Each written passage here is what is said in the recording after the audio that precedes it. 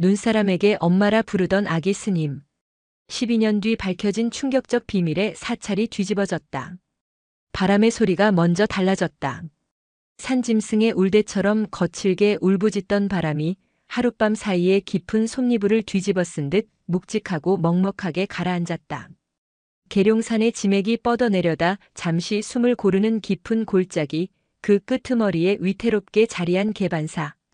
이름처럼 신의 개, 물가 반 절집은 사계절 마르지 않는 차가운 계곡물을 옆구리에 끼고 있었다. 그 물소리마저 오늘 아침엔 들리지 않았다. 새벽 3시 반. 육중한 법고 소리가 어둠을 가르기 전 가장 먼저 잠에서 깨는 것은 언제나 6살배기 동자승 해솔이었다. 해솔은 언제나 소리보다 먼저 공기의 결을 읽고 눈을 떴다. 오늘은 유난히 코끝이 시렸다.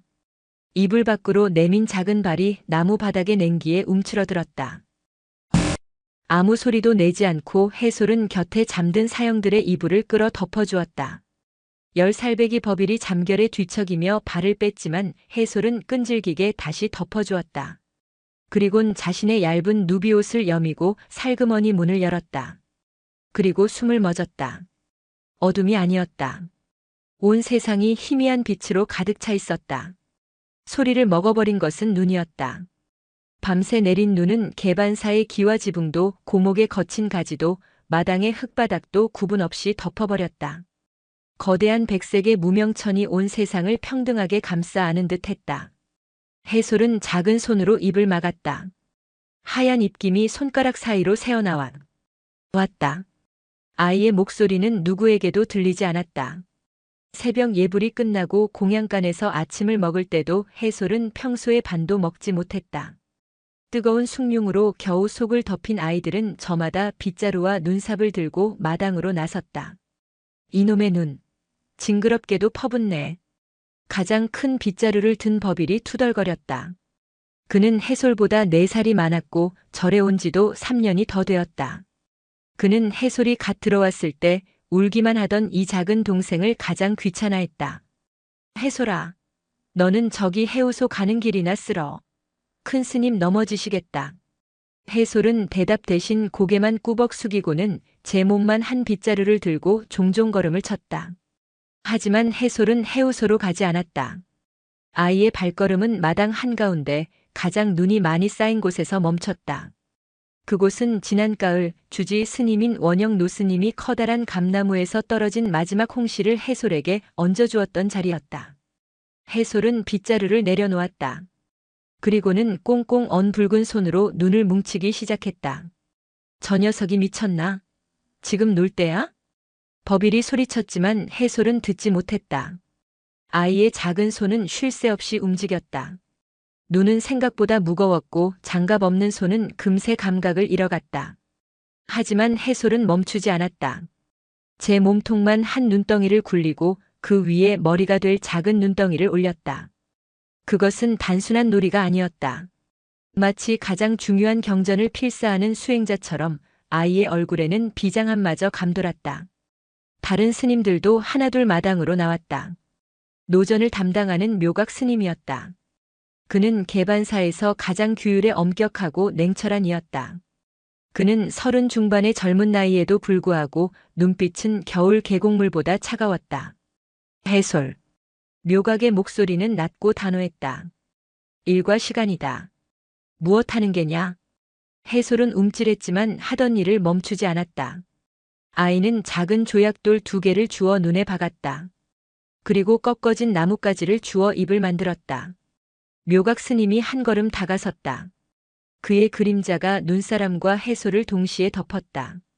해솔. 그것은 망상이다. 눈은 곧 녹을 것이고 너의 수고는 헛될 것이다. 어서 빗자루를 들라.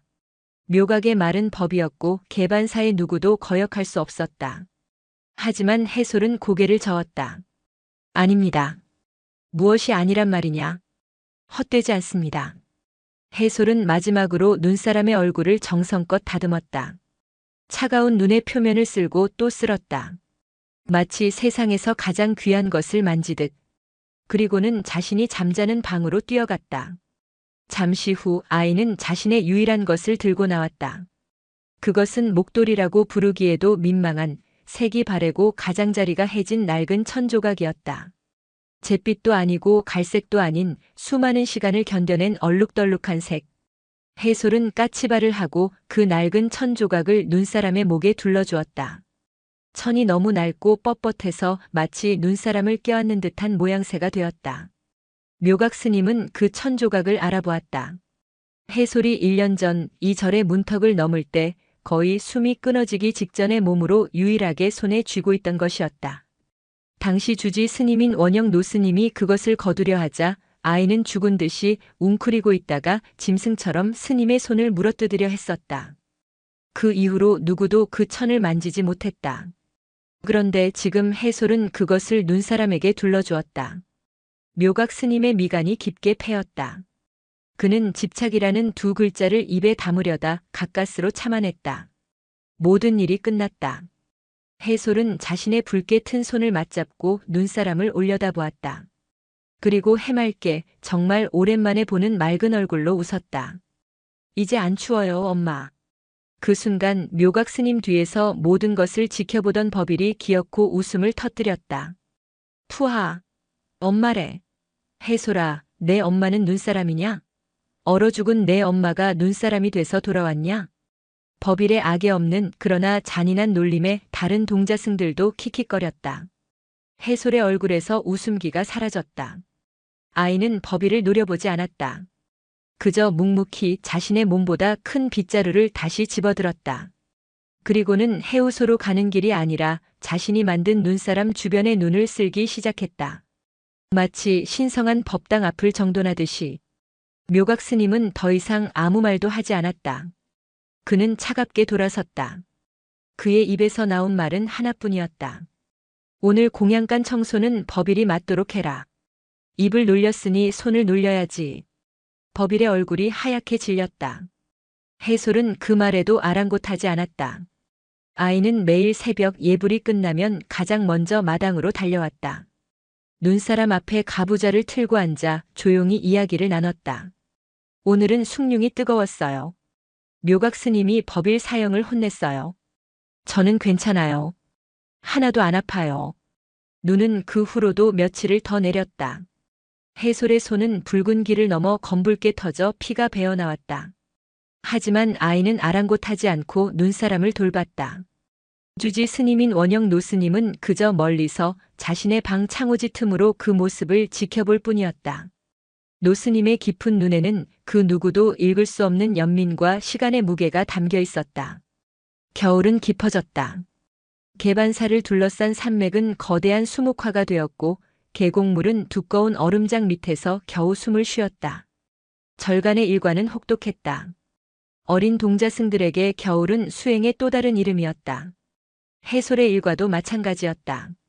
하지만 아이에게는 남들이 모르는 비밀스러운 일과가 하나 더 있었다. 새벽 예불을 마치고 마당을 쓰는 척하다가 몰래 공양간에서 갓 지은 밥 한 줌을 훔치는 것이었다. 뜨거운 밥을 식은땀이 날 정도로 작은 손에 감추고 해솔은 눈사람에게 달려갔다. 엄마, 밥 먹어요. 아이는 눈사람의 발치, 자신이 정성껏 쓸어놓은 자리에 밥을 놓았다. 밥은 금세 얼어붙어 돌멩이처럼 변했지만 해솔은 매일 그것을 반복했다. 저 녀석 또 저런다. 법일이 혀를 찼다. 그는 공양간 청소 벌을 받은 이후로 해솔에게 더 쌀쌀맞게 굴었지만 대놓고 괴롭히지는 못했다. 묘각 스님의 감시가 무서웠기 때문이다. 묘각 스님은 해솔의 모든 행동을 지켜보고 있었다. 그는 해솔이 눈사람에게 바친 밥이 밤사이 산짐승이나 까마귀의 먹이가 되는 것을 알았다.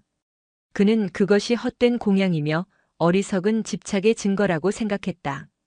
어느 날 오후 묘각 스님은 볕이 가장 잘 드는 대웅전 앞에서 경전을 읽던 해솔을 불렀다. 해솔. 네, 스님. 내가 너에게 반야심경을 가르쳤다. 색즉시공 공즉시색 이 무슨 뜻이라 하였느냐? 해솔은 어린아이답지 않은 침착함으로 답했다. 있는 것이 곧 없는 것이고 없는 것이 곧 있는 것이라 하셨습니다. 그러하다. 저 마당의 눈사람은 색이냐 공이냐? 묘각의 질문은 날카로운 칼처럼 해솔을 향했다. 아이는 잠시 망설였다. 있는 것입니다. 허나 곧 녹아 사라질 것이다. 물이 되어 흙으로 돌아갈 것이야. 그것은 본디 모습이 없는 공이다. 내가 엄마라 부르는 그것은 실체가 없는 너의 망상일 뿐이다. 알겠느냐? 해솔은 고개를 숙였다. 작은 어깨가 파르르 떨렸다. 대답하거라. 엄마는 있습니다. 고집이구나. 묘각의 목소리가 높아졌다. 너는 그 헛된 형상에 마음을 붙잡아 매고 있다. 그것이 내 수행을 가로막고 너를 고통스럽게 할 것이다. 당장 저 천조각을 거두어 오너라. 해솔의 얼굴이 하얗게 질렸다. 아이는 뒷걸음질 쳤다. 싫습니다. 그건 엄마 옷입니다. 내 어미는 죽었다. 이 절에 내 어미는 없다. 있는 것은 법과 수행뿐이다.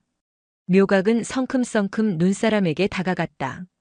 그리고는 눈사람 목에 둘러진 낡은 천조각에 손을 뻗었다. 그때였다. 흐아악.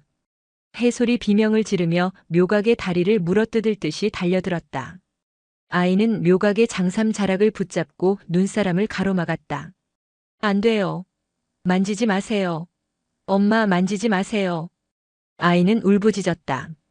1년 전 절에 처음 왔을 때의 그 짐승 같은 울음이었다.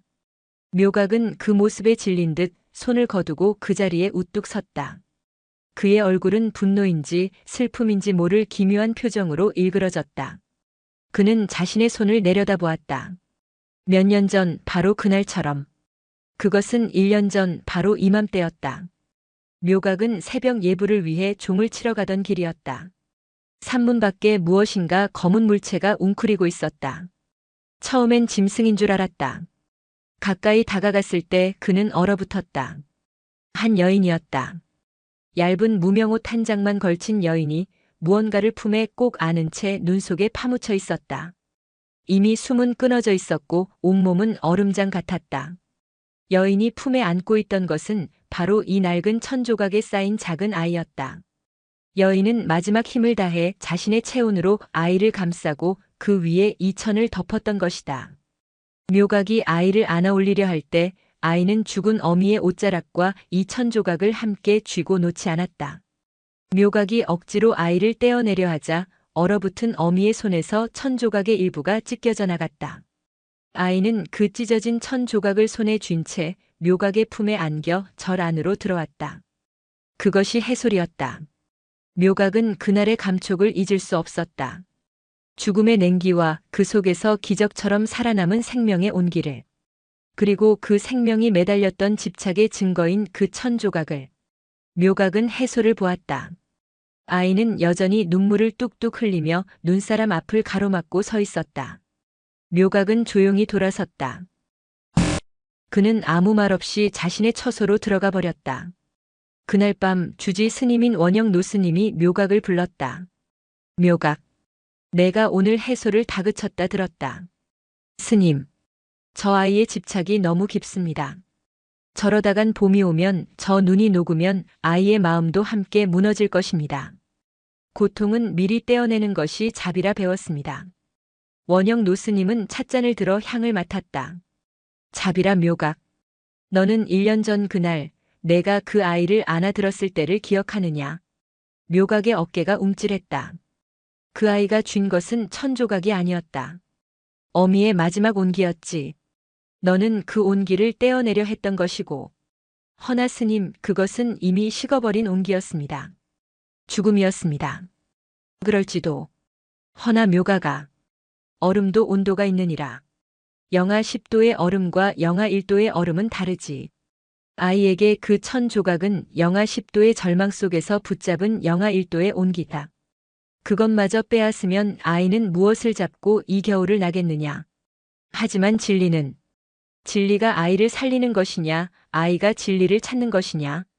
원영 노스님은 묘각을 지그시 바라보았다. 해솔이 저 눈사람에게 말을 거는 것을 보았느냐. 나는 매일 듣는다. 아이는 보고 싶다거나 그립다거나 왜 나를 버렸냐고 묻지 않아. 그저 오늘은 밥이 맛있었다. 오늘은 춥지 않았다고 말할 뿐이다. 노스님은 창밖의 어둠 속 희미하게 서 있는 눈사람의 형체를 바라보았다. 아이도 아는 게다. 저것이 진짜 어미가 아님을. 허나 아이는 지금 자신의 말을 들어줄 존재가 필요한 것이다. 자신의 살아있음을 확인시켜줄 존재가. 해솔은 지금 죽은 어미에게 말을 거는 것이 아니라 1년 전 그날 살아남은 자신에게 말을 걸고 있는 게야. 묘각은 충격을 받은 듯 노스님을 바라보았다. 그럼 스님, 저는 어찌해야 합니까? 봄은 반드시 올 것입니다. 두려워 말거라. 묘각. 너는 그 아이의 손에서 차가운 천조각을 보았지만 나는 그 아이가 쥐고 있는 뜨거운 불씨를 본다. 그 불씨가 아이를 살릴 것이다. 그저 지켜보자꾸나. 생명이 스스로 길을 찾는 방식을. 그날 밤 묘각은 잠을 이루지 못했다. 그는 자신의 처소에서 나와 멀리서 눈사람 앞에 웅크리고 앉아 속삭이는 해솔의 작은 등을 바라보았다. 눈이 다시 내리기 시작했다. 눈송이가 낡은 천조각 위로 쌓여갔다. 시간은 개반사의 풍경 소리처럼 더디게 그러나 멈춤 없이 흘러갔다. 입춘이 지났지만 산사의 겨울은 물러갈 기미가 보이지 않았다. 오히려 마지막 기세라도 부리듯 골짜기의 바람은 더욱 날카로워졌다. 해솔의 손은 더 이상 피가 나지 않았다. 대신 두꺼운 굳은 살이 박이고 살같은 나무 껍질처럼 거칠게 갈라졌다. 아이는 더 이상 눈사람 앞에서 울지 않았다. 그저 묵묵히 매일 아침 저녁으로 눈사람 주변을 쓸고 얼어붙은 밥을 놓아두었다. 눈사람은 이제 해솔만의 것이 아니었다. 처음에는 해솔을 놀리던 법일이나 다른 동자승들도 시간이 지나자 그 기묘한 의식을 일상처럼 받아들였다. 아니, 오히려 경외하기 시작했다. 어느 날 법일이 장작을 패다가 실수로 도끼날에 손을 베었다. 피가 꽤 많이 흘렀다. 묘각 스님이 약을 발라주었지만 법일은 엉엉 울었다. 그때 해솔이 조용히 다가왔다. 그리고는 자신의 품에서 무언가를 꺼냈다. 그것은 자신이 몰래 숨겨두었던 말라비틀어진 곶감 하나였다. 지난 동지 때 신도들이 공양미와 함께 가져온 것이었다. 이거 먹어 사형. 법일은 울음을 뚝 그치고 해솔을 바라보았다. 너 이거 안 먹고. 해솔은 곶감을 법일의 손에 쥐어주고는 다시 마당으로 나갔다. 눈사람에게로. 법일은 그날 오후 자신이 아끼던 털모자를 몰래 가져와 눈사람의 머리 위에 씌워주었다. 엄마라며. 머리 시리시겠다. 법일은 퉁명스럽게 말하고는 도망치듯 사라졌다. 다음 날에는 공양간을 맡은 보살이 작은 팥 시루떡을 눈사람 앞에 놓아두었다. 아이고 보살님도 참. 저런다고 죽은 사람이 살아오나. 다른 이가 말했지만 보살은 그저 웃으며 손을 모았다. 살아오라고 두는 거 아니야. 저 어린 건 마음이 기특해서 그렇지. 저 정성 봐. 부처님이 따로 없네. 눈사람은 이제 더 이상 해솔의 엄마가 아니었다. 그것은 개반사 스님들과 신도들의 마음이 모이는 작은 성소가 되어가고 있었다. 사람들은 밭은 기침을 하는 해솔을 위해 따뜻한 옷가지를 가져다 주었고 그중 일부는 어김없이 눈사람의 몫이 되었다. 낡은 천목돌이 위로 울긋불긋한 작은 장신구들이 하나둘 걸리기 시작했다. 묘각 스님은 이 모든 변화를 묵묵히 지켜보았다. 그는 여전히 해솔의 행동을 집착이라 여겼지만 그 집착이 다른 이들의 선한 마음을 이끌어내는 것을 보며 혼란스러워했다. 그는 더 이상 해솔을 다그치지 않았다. 그저 경전을 읽는 아이의 목소리에 더 귀를 기울일 뿐이었다. 그리고 마침내 남쪽에서 불어온 바람이 계곡의 얼음을 울리기 시작했다. 봄이었다. 처음으로 비가 내렸다. 겨울을 끝내는 차가운 비였다. 해솔은 그날 새벽부터 안절부절 못했다. 비는 눈을 무자비하게 녹여내렸다. 마당은 질척한 진창으로 변했다. 해솔의 눈사람은 가장 먼저 무너져 내리기 시작했다. 아이는 처마 밑에서 망연자실하게 서 있었다. 법일이 씌워준 털모자가 먼저 굴러떨어졌다. 눈사람의 얼굴이 녹아내리며 조약돌 눈이 툭 흙탕물 속으로 떨어졌다. 그것은 마치 정말로 죽음을 목도하는 듯한 광경이었다. 해솔은 빗속으로 뛰쳐나갔다. 안 돼. 아이는 녹아내리는 눈을 두 손으로 감쌌다. 하지만 눈은 손가락 사이로 허무하게 흘러내렸다. 아이는 필사적으로 주변의 눈을 긁어 모아 눈사람에게 붙이려 했다. 하지만 비에 젖은 눈은 뭉쳐지지 않았다. 아이의 손은 금세 흙과 눈과 비로 범벅이 되었다. 해솔아, 그만해. 비 맞으면 병나. 버빌이 소리쳤지만 해솔에게는 들리지 않았다. 눈사람의 형체는 빠르게 사라졌다. 이제 그것은 그저 흙탕물 위에 떠있는 낡은 천 조각과 잡동사니들이 엉겨붙은 더러운 눈 더미일 뿐이었다. 해솔은 주저앉았다. 아이는 무너져 내린 눈 더미, 정확히는 그 위에 널브러진 낡은 천 조각을 붙잡고 울기 시작했다. 엄마 가지 마.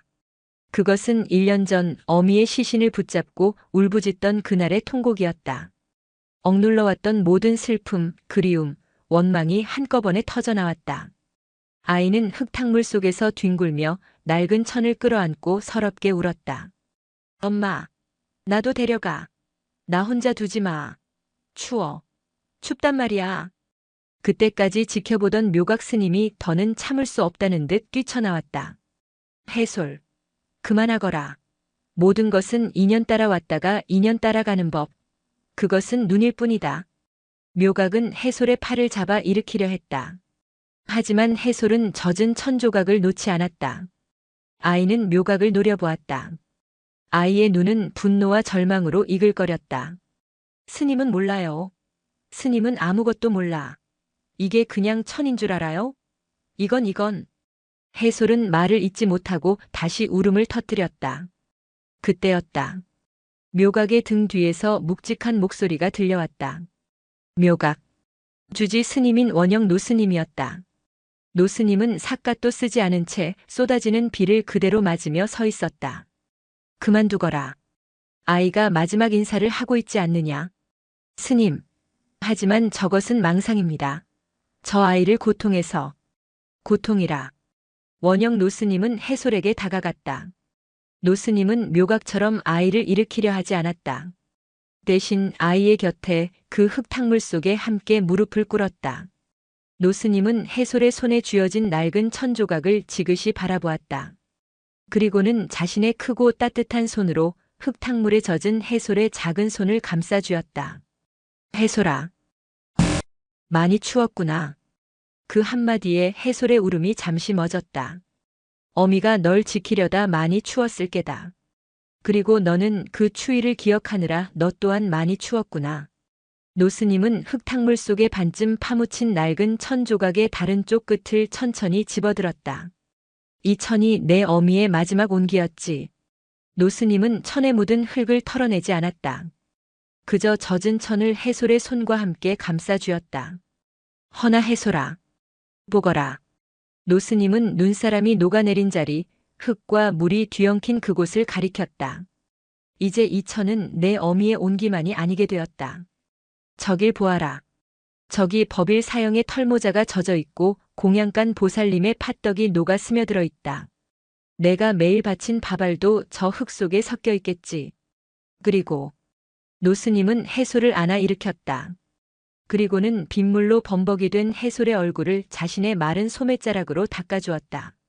너의 그 뜨거운 눈물도 저 흙 속으로 스며들고 있구나. 해솔은 딸꾹질을 하며 노스님을 바라보았다.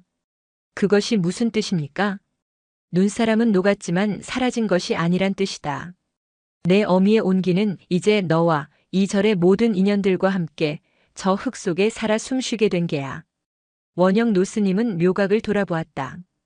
묘각은 비를 맞으며 마치 자신이 꾸짖음을 당한 것처럼 고개를 숙이고 서 있었다. 묘각. 내 말대로 색은 공이다. 저 눈사람은 사라졌지.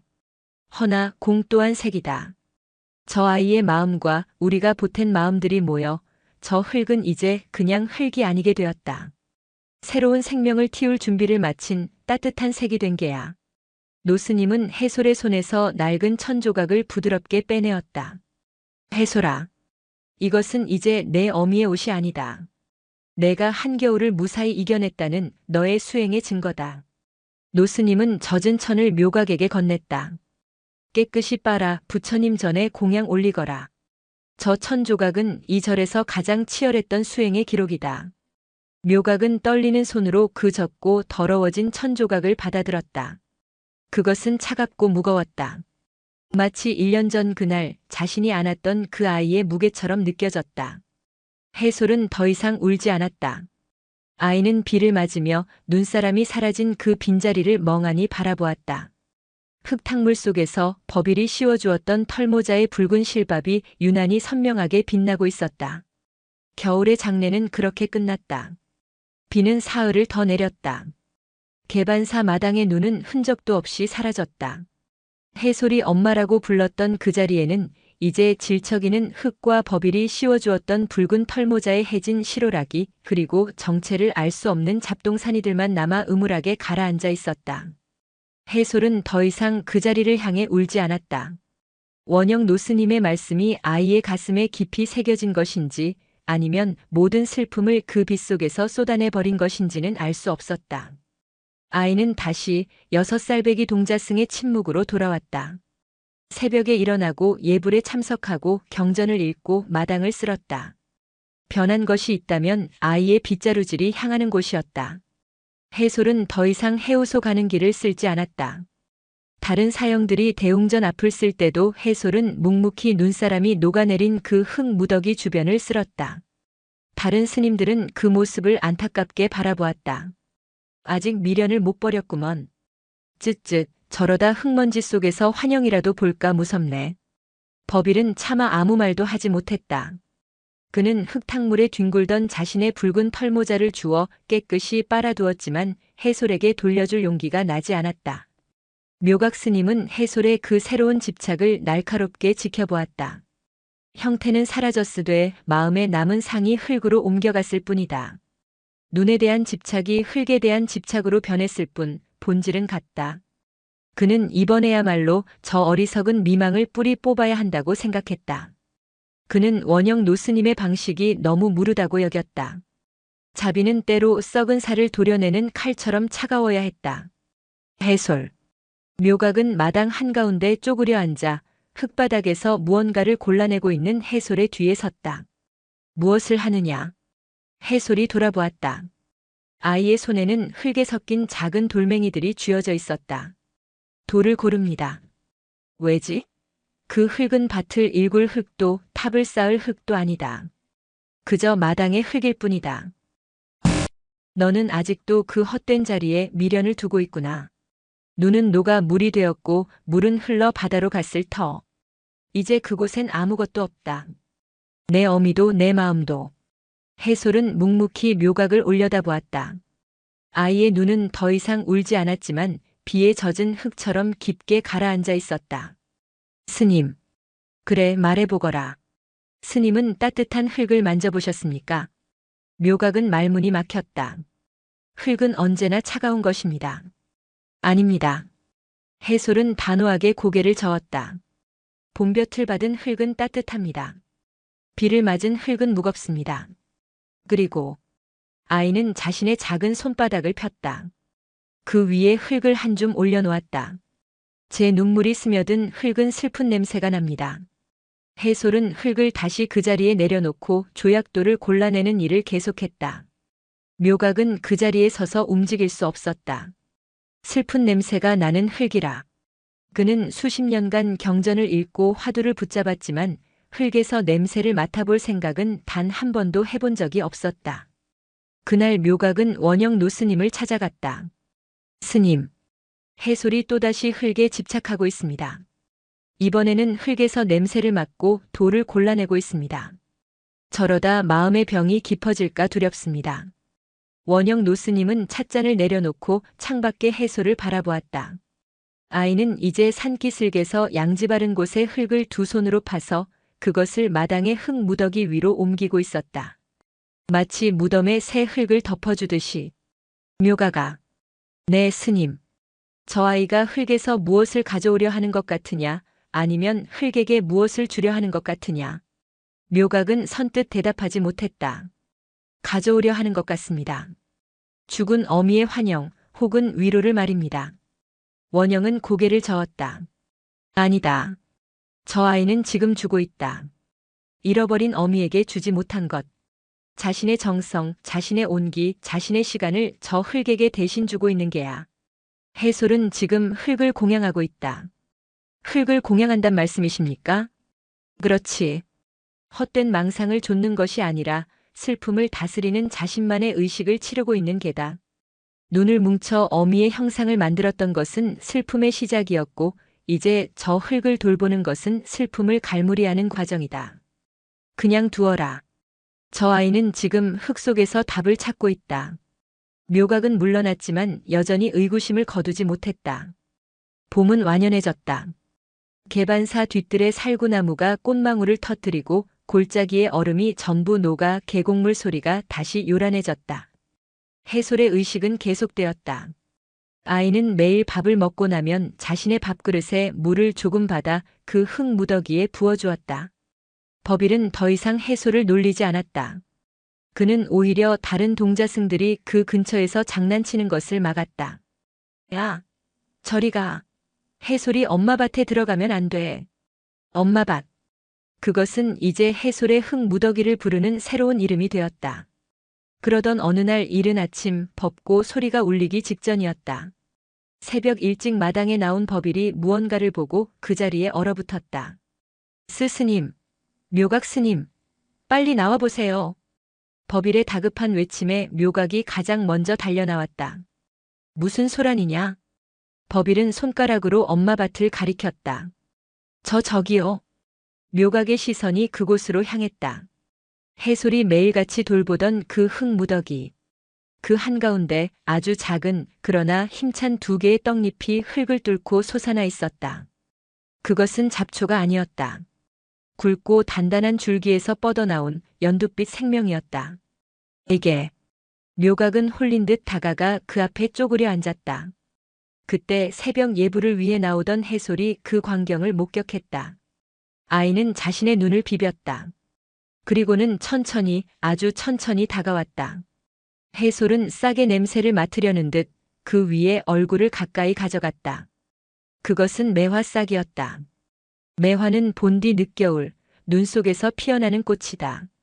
이렇게 모든 꽃이 피어나는 완연한 봄에 그것도 흙 속에서 싹을 틔우는 것은 극히 드문 일이었다.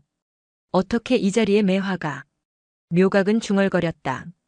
이 마당에는 감나무 외엔 어떤 과실나무도 없었다. 해솔은 싹을 만지지 않았다. 그저 가만히 바라볼 뿐이었다. 아이의 눈에 1년 만에 처음으로 맑은 빛이 감돌았다. 해솔은 싹을 바라보다가 고개를 들어 묘각 스님을 보았다. 그리고는 그 겨울 눈사람을 만들었을 때보다 더 해맑게 웃었다. 아이는 엄마라고 말하지 않았다. 대신 이렇게 속삭였다. 따뜻해요. 흙에서 생명이 돋아났다. 시간이 흘렀다. 개반사의 마당에는 4번의 봄이 더 찾아왔다. 해솔이 흙을 뚫고 나온 싹을 발견했던 그의 봄은 유난히 따뜻했다. 그리고 그 매화나무는 놀라운 속도로 자라났다. 해솔이 10살이 되던 해 나무는 이제 아이의 키를 훌쩍 넘어섰다. 여린 싹은 굳은 가지를 뻗었고 마당 한가운데 제법 그럴듯한 그늘을 드리웠다. 해솔도 자랐다. 6살의 울보동자승은 이제 침착하고 총명한 소년이 되었다. 아이는 원영 노스님의 가르침 아래 경전과 한문을 익혔는데 그 속도가 법의를 비롯한 어떤 사형들보다 빨랐다. 특히 해솔은 생명에 관한 것이라면 무엇이든 깊이 파고들었다. 약초를 캐는 법, 새의 종류를 구별하는 법, 심지어 곤충의 생태까지도. 묘각 스님은 그런 해솔을 복잡한 심경으로 바라보았다. 그는 여전히 해솔의 주임 스승이었지만 예전처럼 엄격하게만 대하지는 못했다. 4년 전 흙을 뚫고 나온 그 매화싹은 묘각에 굳은 신념에도 작은 균열을 냈기 때문이었다. 법이 생명을 구하는 것이 아니라 생명 그 자체가 법일 수 있다. 마당의 매화나무는 개반사의 상징이 되었다. 신도들은 동자승의 효심이 피워낸 나무라 부르며 그 앞에서 기도를 올렸다. 그리고 법일. 14살이 된 법일은 이제 늠름한 청소년이었다. 그는 4년 전 해솔에게 털모자를 씌워주었던 그날 이후로 해솔의 가장 든든한 사형이자 보호자가 되었다.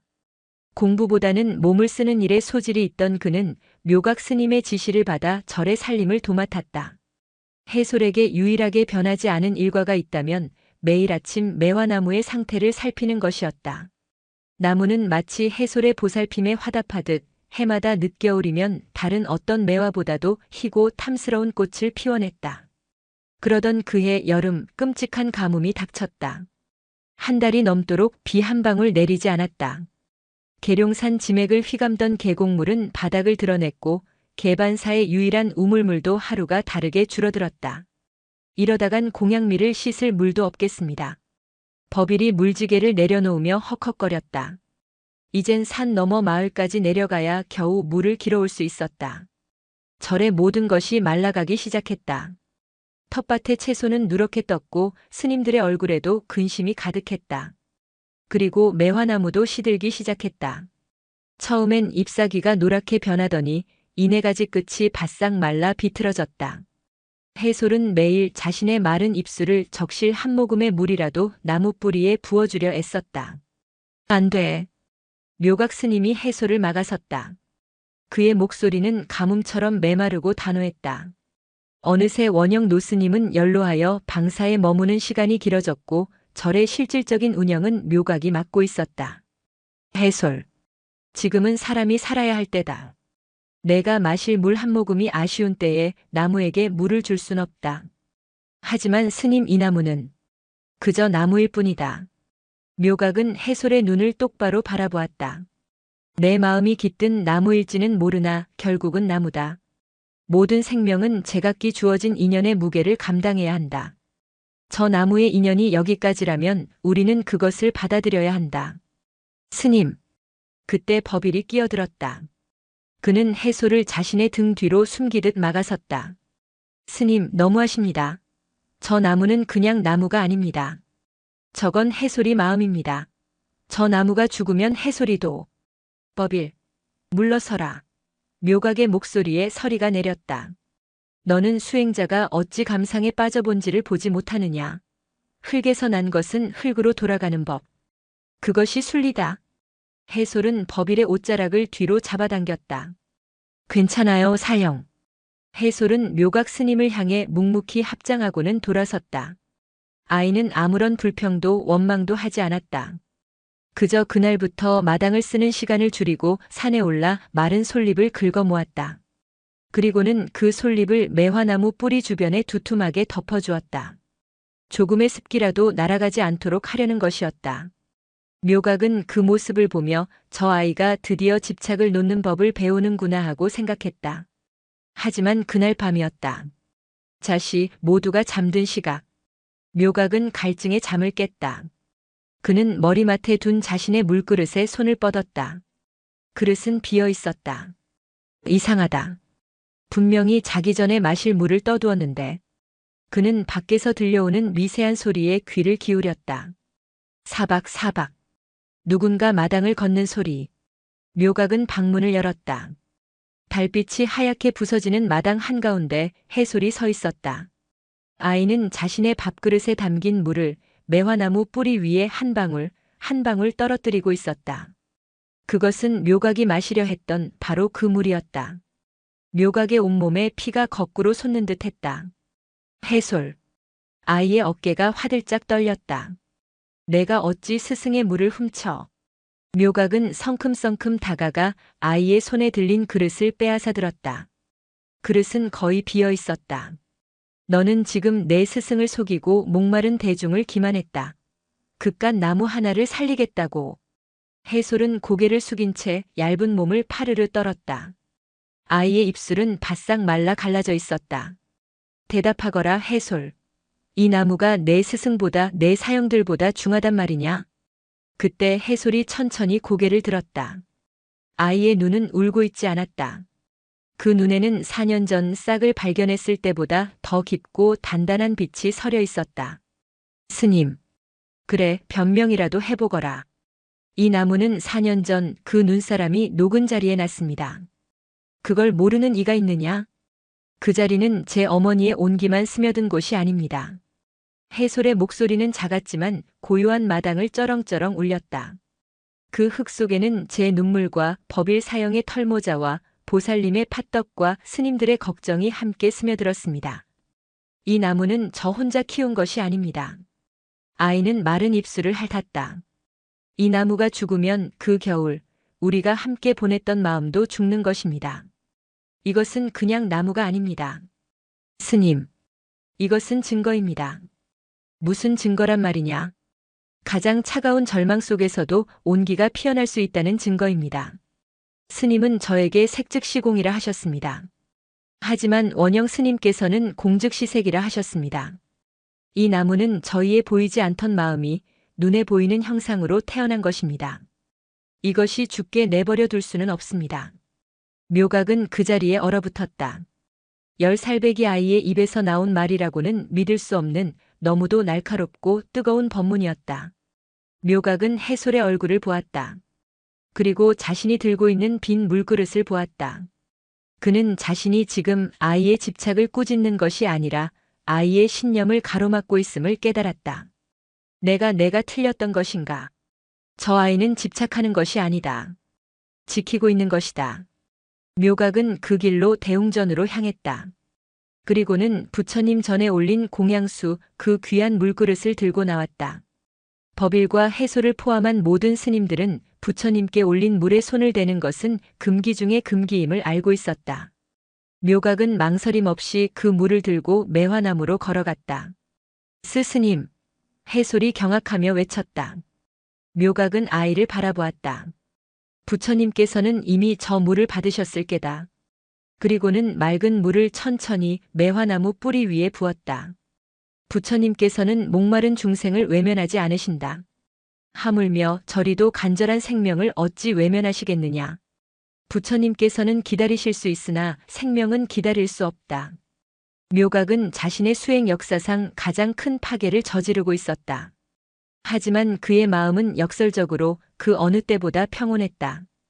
그는 빈 그릇을 해솔에게 건네주었다. 내일은 산 너머 마을에 내가 직접 다녀오겠다. 내 물그릇을 채워주마. 그날 밤 기적처럼 비가 내렸다. 가뭄을 끝내는 축복 같은 비였다. 가뭄 뒤의 비는 모든 것을 바꾸어 놓았다.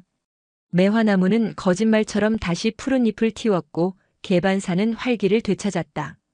묘각 스님은 그날 밤의 파괴 이후 말이 더 줄어든 대신 해솔을 바라보는 눈빛이 깊어졌다. 그는 더 이상 해솔을 가르쳐야 할 동자로 보지 않았다. 때로는 함께 길을 찾는 도반으로, 때로는 자신을 비추는 거울로 여겼다. 그렇게 다시 2해가 흘렀다. 해솔은 12살이 되었다. 아이의 티를 벗고 맑은 눈을 가진 소년이 되었다. 그리고 개반사의 큰 어른이신 원영 노스님의 등불이 쓰러져가고 있었다. 노스님은 자신의 방사에 묘각과 해솔을 조용히 불렀다. 법일은 문 밖에서 차마 들어오지 못하고 눈물만 삼키고 있었다. 묘각. 네, 스님. 묘각의 목소리가 떨렸다. 내가 너에게 맡겨둔 것이 있다. 그것을 가져오너라. 묘각은 노스님의 머리맡에 놓인 작은 나무 상자를 열었다.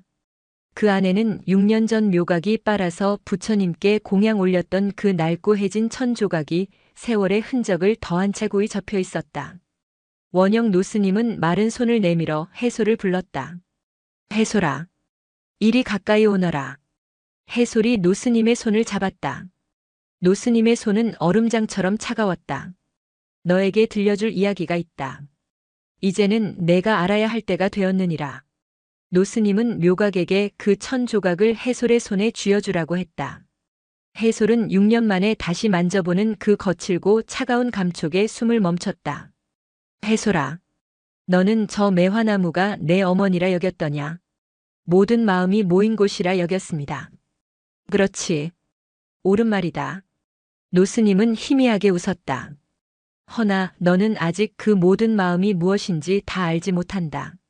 노스님은 가쁜 숨을 몰아쉬었다. 묘각. 내가 보았던 그날 밤을 다시 기억해보거라. 묘각은 눈을 감았다. 6년 전 눈보라가 치던 그날 밤. 산문 앞에서 발견했던 얼어붙은 여인과 그 품속의 아이. 예, 스님. 저는 똑똑히 기억합니다. 한 여인이 해솔의 어미가 해솔을 품에 안고 얼어 죽어 있었습니다. 아니다. 노스님의 단호한 한마디에 묘각과 해솔이 동시에 노스님을 바라보았다. 그 여인은 내 어미가 아니었다, 해솔아. 네? 해솔의 손에서 천 조각이 떨어질 뻔했다. 그 여인은 이 절 아랫마을에 살던 박보살이었다. 너를 발견하기 일주일 전 자신의 갓난아이를 병으로 잃고 실성하여 산속을 헤매던 가여운 여인이었지. 묘각은 마치 망치로 머리를 맞은 듯 얼굴이 하얗게 질렸다. 스님, 그게 무슨 그럼 해솔의 진짜 어머니는? 노스님은 해솔의 손을 더욱 꽉 잡았다. 이야기는 지금부터다 해솔아. 노스님의 목소리는 이제 속삭임에 가까웠다. 그날 밤 눈보라가 가장 거셌을 때다. 내 진짜 어미가 5살이던 너를 데리고 이 절문 앞까지 왔었다. 해솔은 숨도 쉬지 못했다. 내 어미는 중병에 걸려 자신이 곧 죽을 것을 알았지.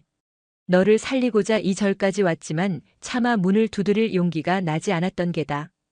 혹여나 절에서 너를 받아주지 않으면 너와 함께 얼어 죽게 될까봐. 내 어미는 결단을 내렸다.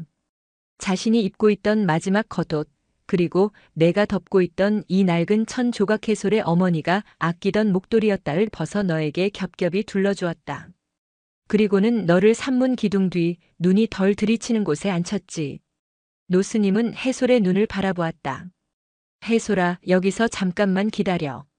엄마가 너 줄 따뜻한 약을 구해올게. 곧 아주 마음씨 좋은 스님이 오실 거야. 그 스님을 따라가렴. 알았지? 그것이 내 어미의 마지막 말이었다. 해솔의 눈에서 눈물이 흘러내렸다. 잊고 있었던 아득한 기억의 속삭임이 되살아났다. 내 어미는 너를 남겨두고 다시 눈보라 속으로 걸어 들어갔다. 내가 혹여나 자신을 따라올까봐 멀리, 아주 멀리 내가 보이지 않는 곳에서 홀로 죽음을 맞이하기 위해서. 아! 그런데 바로 그때였다. 노스님은 숨을 골랐다. 내 어미가 떠나고 내가 홀로 남아 울고 있을 때 산을 헤매던 그 박보살이 너를 발견한 게야. 묘각은 자신의 입을 틀어막았다. 아들을 잃고 제정신이 아니었던 그 여인은 눈밭 속에 너를 자신이 잃어버린 갓난아이로 착각했던 게다. 여인은 너에게 달려왔지. 하지만 내가 입고 있던 겹겹의 옷, 특히 이 낡은 천 조각을 보고는 자기 아이가 아니란 것을 깨달았을지도 모른다. 하지만 그 여인은 망설이지 않았다. 여인은 자신이 입고 있던 얇은 무명 저고리를 벗어 너에게 덮어주었다. 그리고는 자신이 덮고 있던 혼이불로 너를 감싸 안고 마지막으로 내 어미가 남긴 이 천조각을 그 위로 덮었지. 노스님은 해솔의 손에 들린 천조각을 가리켰다. 그리고는 너를 으스러져라 품에 안고 내 어미가 앉혀놓았던 바로 그 자리에 누웠다. 너를 자신의 마지막 체온으로 감싸기 위해서. 마치 자신이 잃어버린 아이에게 못다 준 사랑을 너에게 전부 주려는 듯이. 묘각은 주저앉아 오열하기 시작했다. 우리가 발견했을 때 노스님의 목소리가 잦아들었다. 그 여인은 이미 숨이 끊어져 있었지만 그 품속에 너는 기적처럼 살아있었다. 그리고 너는 내 어미의 마지막 유품이었던 이 천조각을 그 여인의 손과 함께 꼭 쥐고 있었지. 모든 비밀이 풀렸다. 해솔이 왜 그토록 그 낡은 천조각에 집착했는지, 왜 하필 그 자리에 눈사람을 만들었는지. 해솔은 2명의 어머니를 기리고 있었던 것이다. 자신을 낳아주고 살리기 위해 떠났던 어머니, 그리고 자신을 살리고 대신 죽어갔던 어머니. 그럼 스님, 매화나무는요? 묘각이 울먹이며 물었다. 내가 너를 그 여인의 품에서 안아 올릴 때 원영 노스님이 해솔을 보며 미소 지었다. 이 낡은 천 조각 틈에서 무언가 작은 것이 굴러떨어져 그 눈밭 속으로 사라졌었다. 아마도 내 어미가 떠나기 전 내 품에 쥐어주었던 마른 매화 씨앗이었겠지. 혹독한 겨울을 이겨내라고. 그 씨앗은 1년간 그 흙 속에서 잠들어 있었다. 해솔이 엄마를 부르며 눈물을 쏟고 밥을 공양하고 흙을 일구었던 그 모든 정성을 자양분 삼아. 원영 노스님이 해솔의 머리를 쓰다듬었다. 해솔아, 너는 한 명의 어머니를 잃은 것이 아니다. 너는 2명의 어머니로부터 생명을 얻었다. 한 분은 너에게 생을 주셨고 한 분은 너에게 연을 주셨다. 노스님은 묘각을 바라보았다. 묘각, 너는 그날 차가운 시신을 보았지만 나는 그날 2 어머니의 뜨거운 자비를 보았다. 해솔아, 내 어미는 눈사람도 흙도 이 천조각도 아니다. 노스님의 눈이 평화롭게 감겼다. 내 어미는 죽음 속에서도 기어이 생명을 이어내는 저 매화나무처럼 차가운 절망을 뚫고 피어나는 사랑 그 자체니라. 그것이 내가 찾던 답이다. 원영 노스님의 손이 해솔의 손에서 스르르 미끄러져 내렸다. 노스님은 입적했다. 해솔은 울지 않았다. 그는 낡은 천조각을 가슴에 품고 묘각과 함께 노스님을 향해 조용히 삼배를 올렸다. 문 밖에서 법일이 참았던 울음을 터뜨렸다. 원영 노스님의 답이식은 스님이 입적한 지 사흘 만에 치러졌다. 개반사의 모든 것이었던 거목이 쓰러졌지만 절집의 일상은 톱니바퀴처럼 돌아갔다. 누군가는 곡을 했고 누군가는 연을 준비했으며 누군가는 객을 맞았다. 그 모든 소란의 중심에 이제 갓 주지의 소임을 물려받은 묘각이 있었다. 그는 사흘 밤낮으로 잠을 이루지 못했다. 육신은 스승을 떠나보내는 예를 다하느라 분주했지만 그의 정신은 끝없이 6년 전의 그날 밤과 원영 노스님의 마지막 유언 사이를 오갔다. 그 여인은 내 어미가 아니었다. 묘각은 다비식에서 피어오르는 연기를 보며 생각했다. 자신은 6년 동안, 아니 바로 사흘 전까지 해솔의 비극이 어미의 죽음을 목도한 것에 있다고 믿었다. 그래서 그 기억을 망상이라 규정하고 집착이라 부르며 떼어내려 했다. 하지만 틀렸다. 해솔의 비극은 어미의 죽음이 아니었다. 그것은 두 어미의 살리려는 의지였다.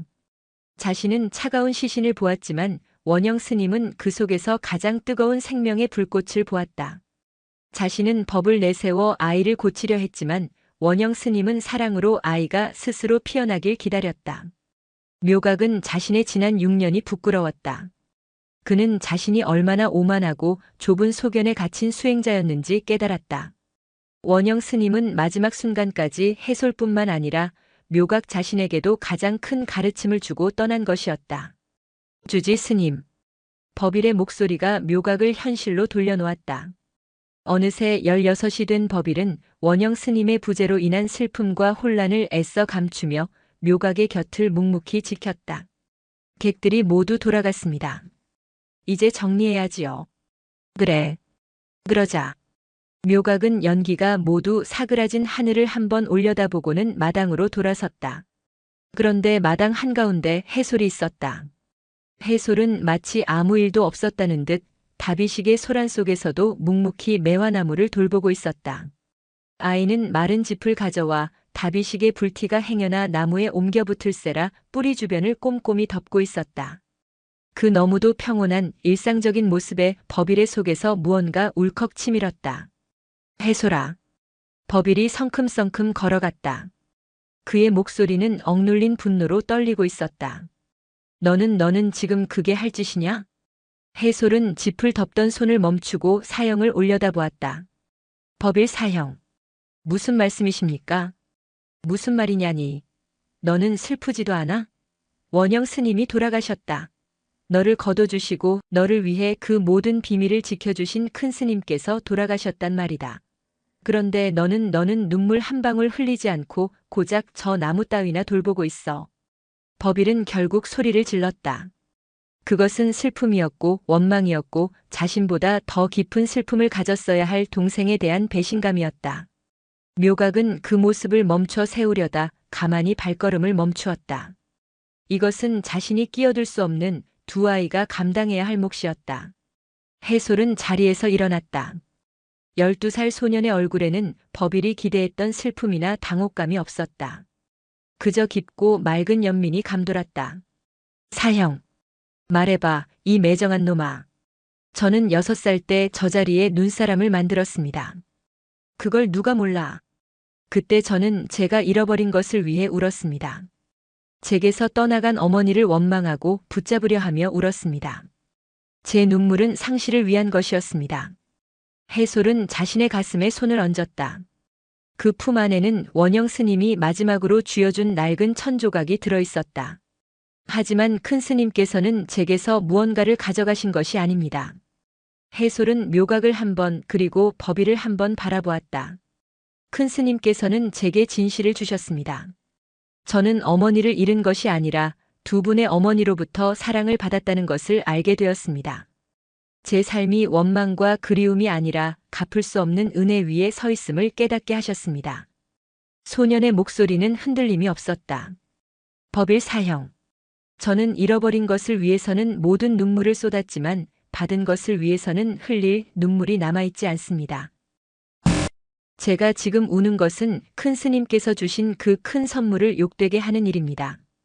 제가 할 일은 우는 것이 아니라 그분께서 지키려 하셨던 것을 저 또한 지켜내는 것입니다.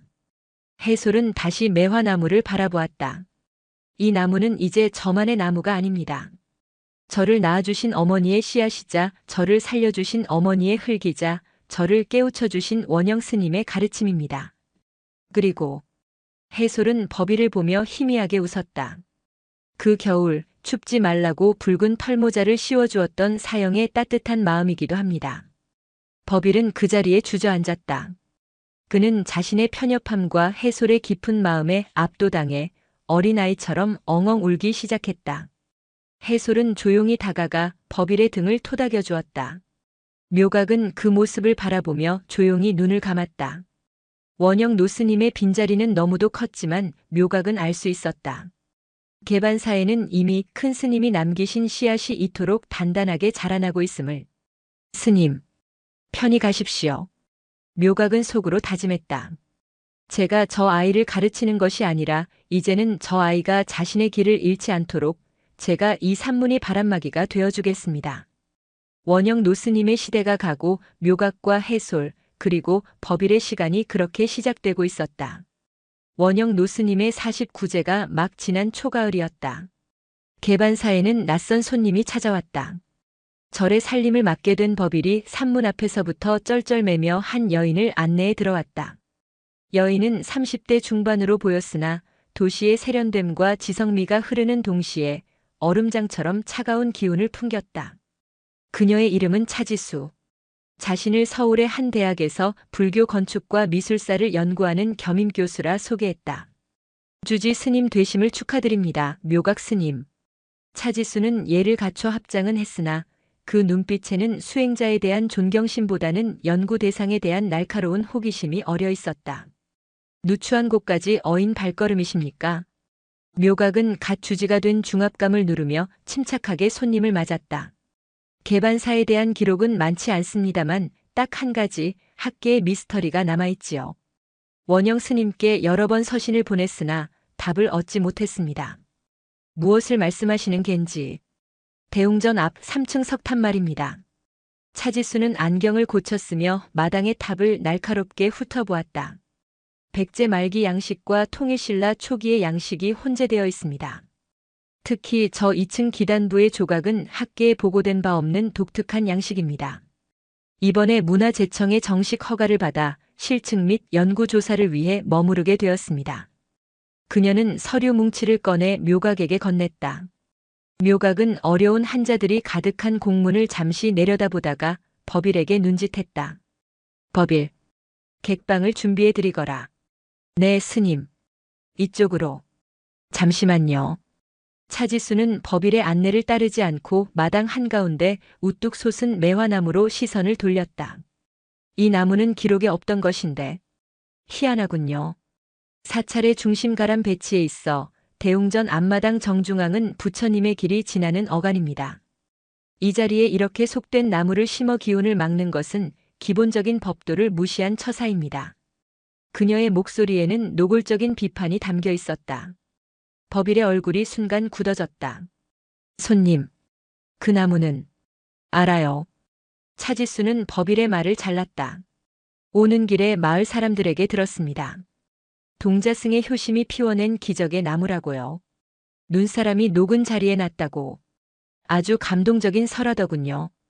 그녀는 설화라는 단어에 힘을 주었다. 하지만 여긴 사찰입니다. 개인의 감상을 위해 절 전체의 기운을 흐트러뜨리는 것은 옳지 않습니다. 주지 스님, 저 나무는 미관상으로도 법도상으로도 좋지 않습니다. 연구 기간 동안 거슬릴 것 같군요.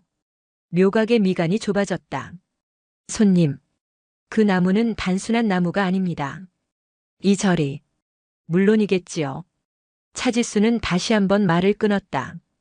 모든 설화는 그런 의미를 부여받기 마련입니다. 저는 사실 팩트를 다루는 사람입니다. 제 연구에 방해만 되지 않았으면 합니다.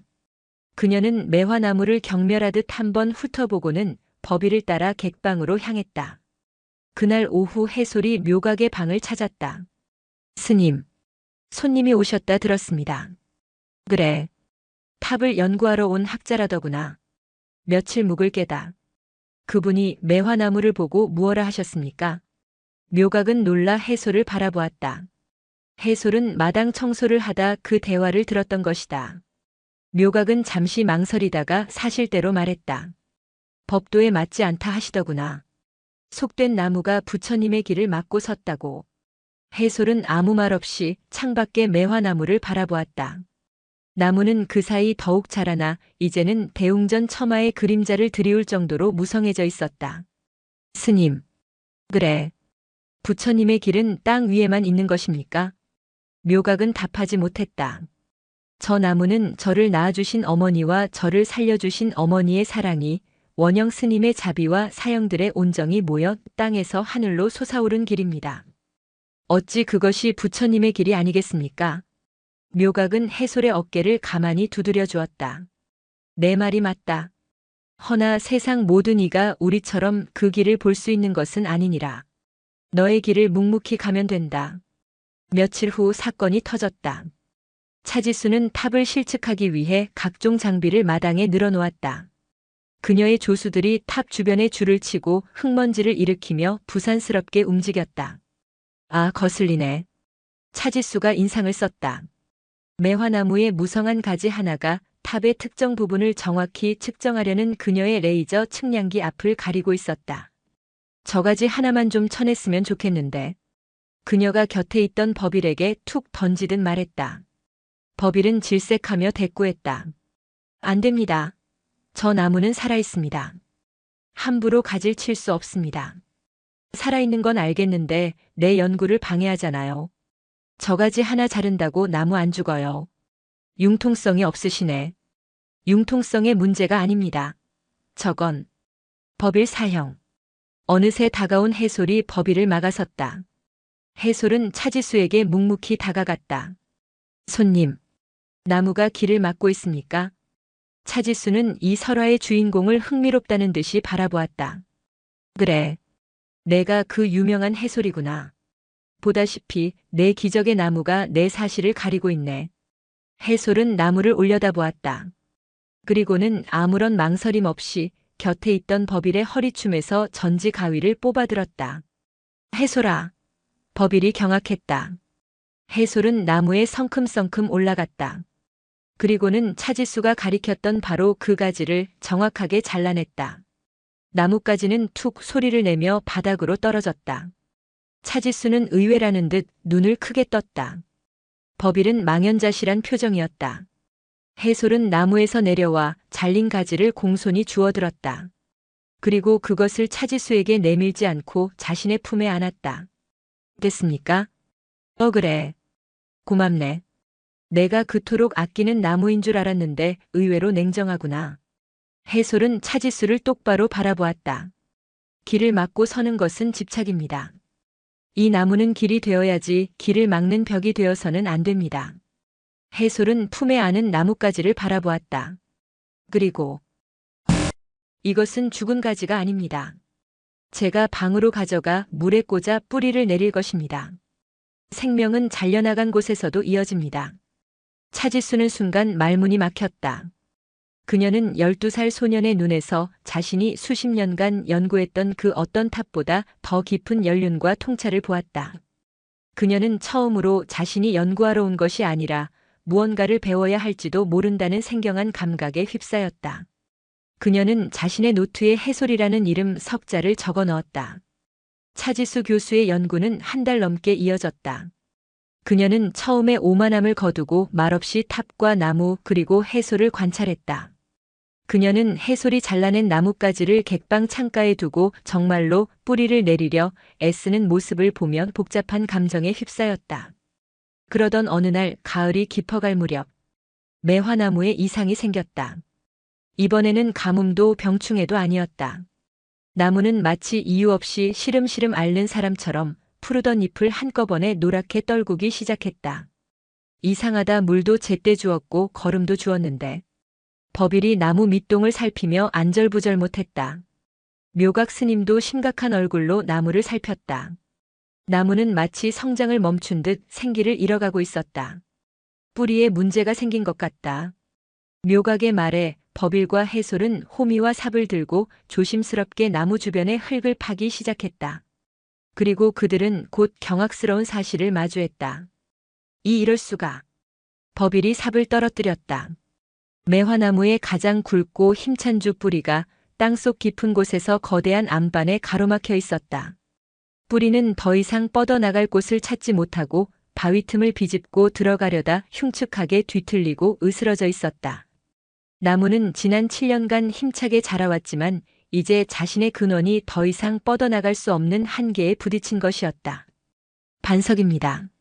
묘각이 흙을 만져보며 낮게 탄식했다. 이 마당 전체가 땅속 깊은 곳은 거대한 하나의 바위로 이루어져 있었던 게다. 흙이 얕았던 게야. 차지수도 그 광경을 멀리서 지켜보고 있었다. 그녀는 고개를 저었다. 저건 어쩔 수 없군요. 나무가 자신의 생육 한계에 도달한 겁니다. 저 바위를 깨트리지 않는 이상 나무는 저기서 서서히 말라 죽어갈 겁니다. 법일이 묘각을 바라보았다. 스님, 바위를 깨야 합니다. 어불성설이다. 묘각은 고개를 저었다. 저 정도 크기의 안반이라면 중장비를 동원해도 모자랄 판이다. 이 산중에 어찌 게다가 저 바위는 이 대웅전과 탑을 바치고 있는 집안일지도 모른다. 함부로 건드렸다간 절 전체가 무너져 내릴 수도 있어. 절망적인 상황이었다. 나무는 살기 위해 뿌리를 뻗었지만 그 뿌리가 단단한 현실의 벽 바위에 부딪혀 스스로를 죽이고 있었다. 법일은 주저앉아 흙을 쳤다. 해솔은 아무 말 없이 뒤틀린 뿌리와 그것을 가로막은 거대한 바위를 바라보았다. 그것은 마치 자신의 삶처럼 느껴졌다. 두 어머니의 거대한 사랑을 자양분 삼아 자라났지만 죽음과 상실이라는 거대하고 단단한 현실의 바위에 가로막힌 자신의 모습. 차지수가 묘각에게 다가와 조용히 말했다. 스님, 논리적으로 생각하셔야 합니다. 저 나무는 이미 수명을 다한 겁니다. 설화는 아름답지만 현실을 이길 수는 없습니다. 지금 스님이 하실 일은 저 나무를 포기하고 절의 안전을 도모하는 것입니다. 나무를 베어내셔야 합니다. 그녀의 말은 차가운 사실이었고 반박할 수 없는 논리였다. 묘각은 고통스러운 얼굴로 눈을 감았다. 원영 스님은 자신에게 저 나무를 지켜보라 하셨는데 자신에 대해 와서 이 나무를 베어내야 한단 말인가. 모두가 침묵에 빠진 그때였다. 해솔이 조용히 몸을 일으켰다. 아이는 묘각이나 법의를 보지 않았다. 그저 묵묵히 절의 창고로 걸어갔다. 잠시 후 해솔이 돌아왔다. 아이의 손에는 아주 작은 망치 하나와 무뎌진 끌정 하나가 들려 있었다. 해솔아. 묘각이 불렀다. 그것으로 무얼 하려느냐? 해솔은 대답 대신 거대한 바위 앞에 가부좌를 틀고 앉았다. 그리고는 바위의 가장 단단해 보이는 한 지점에 무딘 끌을 가져다 댔다. 땅. 해솔이 망치를 내리쳤다. 작고 무기력한 쇠소리가 마당에 울렸다. 바위에는 작은 흠집 하나 나지 않았다. 땅. 다시 망치를 내리쳤다. 법일이 소리쳤다. 해솔아. 미친 짓이야. 그걸로는 1000년이 걸려도 안 돼. 해솔은 망치질을 멈추지 않았다. 땅. 땅. 땅. 아이는 땀을 뻘뻘 흘리며 자신의 온 힘을 다해 바위를 내리쳤다. 묘각도 차지수도 그 무모한 광경을 멍하니 바라보았다. 차지수가 해솔에게 다가갔다. 얘야, 그만해. 그건 논리적이질 않아. 불가능한 일이야. 내 손만 다칠 뿐이야. 해솔이 망치를 멈추고 차지수를 돌아보았다. 아이의 눈은 불길처럼 이글거리고 있었다. 교수님. 어머니는 저를 살리기 위해 눈보라 속으로 걸어 들어갔습니다. 그것은 논리적이었습니까? 그건. 또 다른 어머니는 저를 뒤안고 대신 얼어 죽었습니다. 그것은 가능성이 있는 일이었습니까? 해솔은 다시 바위로 고개를 돌렸다. 이 나무는 그 불가능 속에서 피어난 생명입니다. 논리와 가능성을 따지는 것은 이 나무에 대한 모독입니다. 해솔은 다시 망치를 들었다. 1000년이 걸린다고 하셨습니까? 땅. 그럼 오늘부터 시작하겠습니다. 땅. 그 소리는 더 이상 무기력한 쇠소리가 아니었다. 그것은 거대한 현실의 벽을 향해 한 인간이 내딛는 첫 번째 걸음의 소리였다. 버빌은 그 모습을 멍하니 보다가 울컥 차오르는 것을 느끼며 창고로 달려갔다. 그가 돌아왔을 때 그의 손에는 절에서 가장 큰 쇠매 대형 망치가 들려 있었다. 그래, 젠장. 버빌이 쇠매를 높이 쳐들었다. 1000년이 걸린다니 둘이 하면 500년으로 줄어들겠지. 버빌이 쇠매를 내리쳤다. 쾅! 바위를 울리는 둔탁한 소리가 개반사 전체에 울려 퍼졌다. 묘각은 그 모습을 보며 자신도 모르게 합장을 했다. 차지수는 자신의 모든 사실과 논리가 저 무모한 망치 소리 앞에서 산산이 부서지는 것을 느꼈다. 개반사의 기이한 수행이 시작되었다. 그것은 참선도 염불도 아니었다. 묘각주지 스님을 필두로 16의 버빌 그리고 12살의 해솔은 매일 새벽 예불이 끝나자마자 마당의 거대한 안반을 향해 정과 망치 그리고 심어 쇠매를 내리쳤다. 땅, 쾅, 캥. 산사의 고요함은 쇠가 돌을 쪼는 거친 소리로 가득 찼다. 처음엔 무모해 보였다. 바위는 꿈쩍도 하지 않았다. 스님들의 손은 물집이 잡히고 터져 피가 흘렀다. 차지수는 그 비논리적인 광경을 기록했다. 그녀의 연구 노트는 탑의 실측 도면 대신 새 수행자의 망치질 횟수와 그들의 표정 변화로 채워져 가고 있었다. 1일차 해솔의 손에 물집이 잡힘. 묘각은 108배를 하듯 108번의 쇠매질을 함. 3일차 버빌의 쇠매 자루가 부러짐. 그는 산에서 새 나무를 베어와 묵묵히 자루를 다시 만대. 5일차 해솔의 손이 피범벅이 됨. 아이는 낡은 천으로 손을 동여매고 망치질을 계속함. 차지수는 해솔이 자신의 손을 감싼 그 낡은 천을 보았다. 그것은 원영 스님이 물려준 해솔의 어머니가 남긴 바로 그 유품이었다. 아이는 지금 어머니의 마지막 온기로 어머니의 씨앗을 가로막는 바위를 쪼고 있었다. 그 모습에 차지수의 가슴속 단단했던 무언가가 함께 깨져내리기 시작했다. 그녀는 더 이상 탑을 보지 않았다. 그녀는 홀린 듯 6년 전의 기록을 뒤지기 시작했다. 원영 스님이 남긴 일지, 사찰의 방문 기록, 그리고 아랫마을의 오래된 이장을 찾아갔다. 박보살이요? 아이고 그 양반 딱하지라. 6년 전인가 7년 전인가 갓난 아들놈 잃고 실성에서는 눈보라 치던 날 산으로 뛰어들어가서 그렇게 갔지라. 차지수의 심장이 차갑게 내려앉았다. 그 박보살님 댁이 어디입니까? 차지수는 이장에게서 작은 단서 하나를 얻었다. 박보살의 남편은 아내를 잃고 아들의 유품을 묻은 뒤 마을을 떠났다는 것. 그리고 그 집은 지금 폐가로 남아있다는 것이었다. 그녀는 조수들의 만류를 뿌리치고 홀로 그 폐가로 향했다. 먼지가 켜켜이 쌓인 집.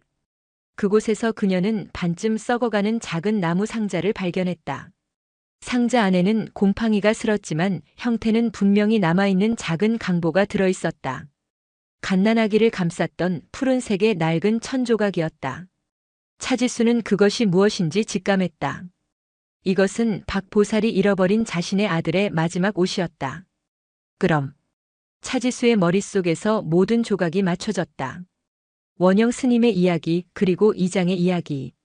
박보살은 자신의 아이가 죽었을 때 덮어주었던 이 강보를 차마 가지고 나가지 못했다.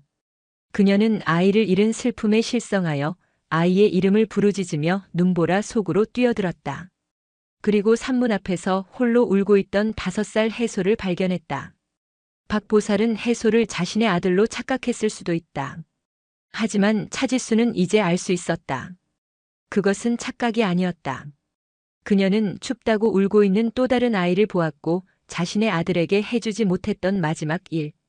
살리는 일을 하기로 결심했던 것이다. 박보살은 자신의 옷을 벗어 해솔에게 입히고 해솔의 어미가 덮어준 그 낡은 천 위로 마지막 숨결을 불어넣으며 아이를 감싸 안았다. 그것은 착각이 아니라 가장 숭고한 선택이었다. 차지수는 그 푸른 강보를 가슴에 품고 울면서 산을 내려왔다. 사실과 논리를 좇던 그녀가 태어나서 처음으로 진실의 무게에 압도당해 흘리는 눈물이었다.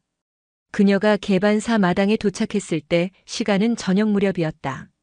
쾅, 캥, 캉. 스님들의 망치질은 멈추지 않고 있었다.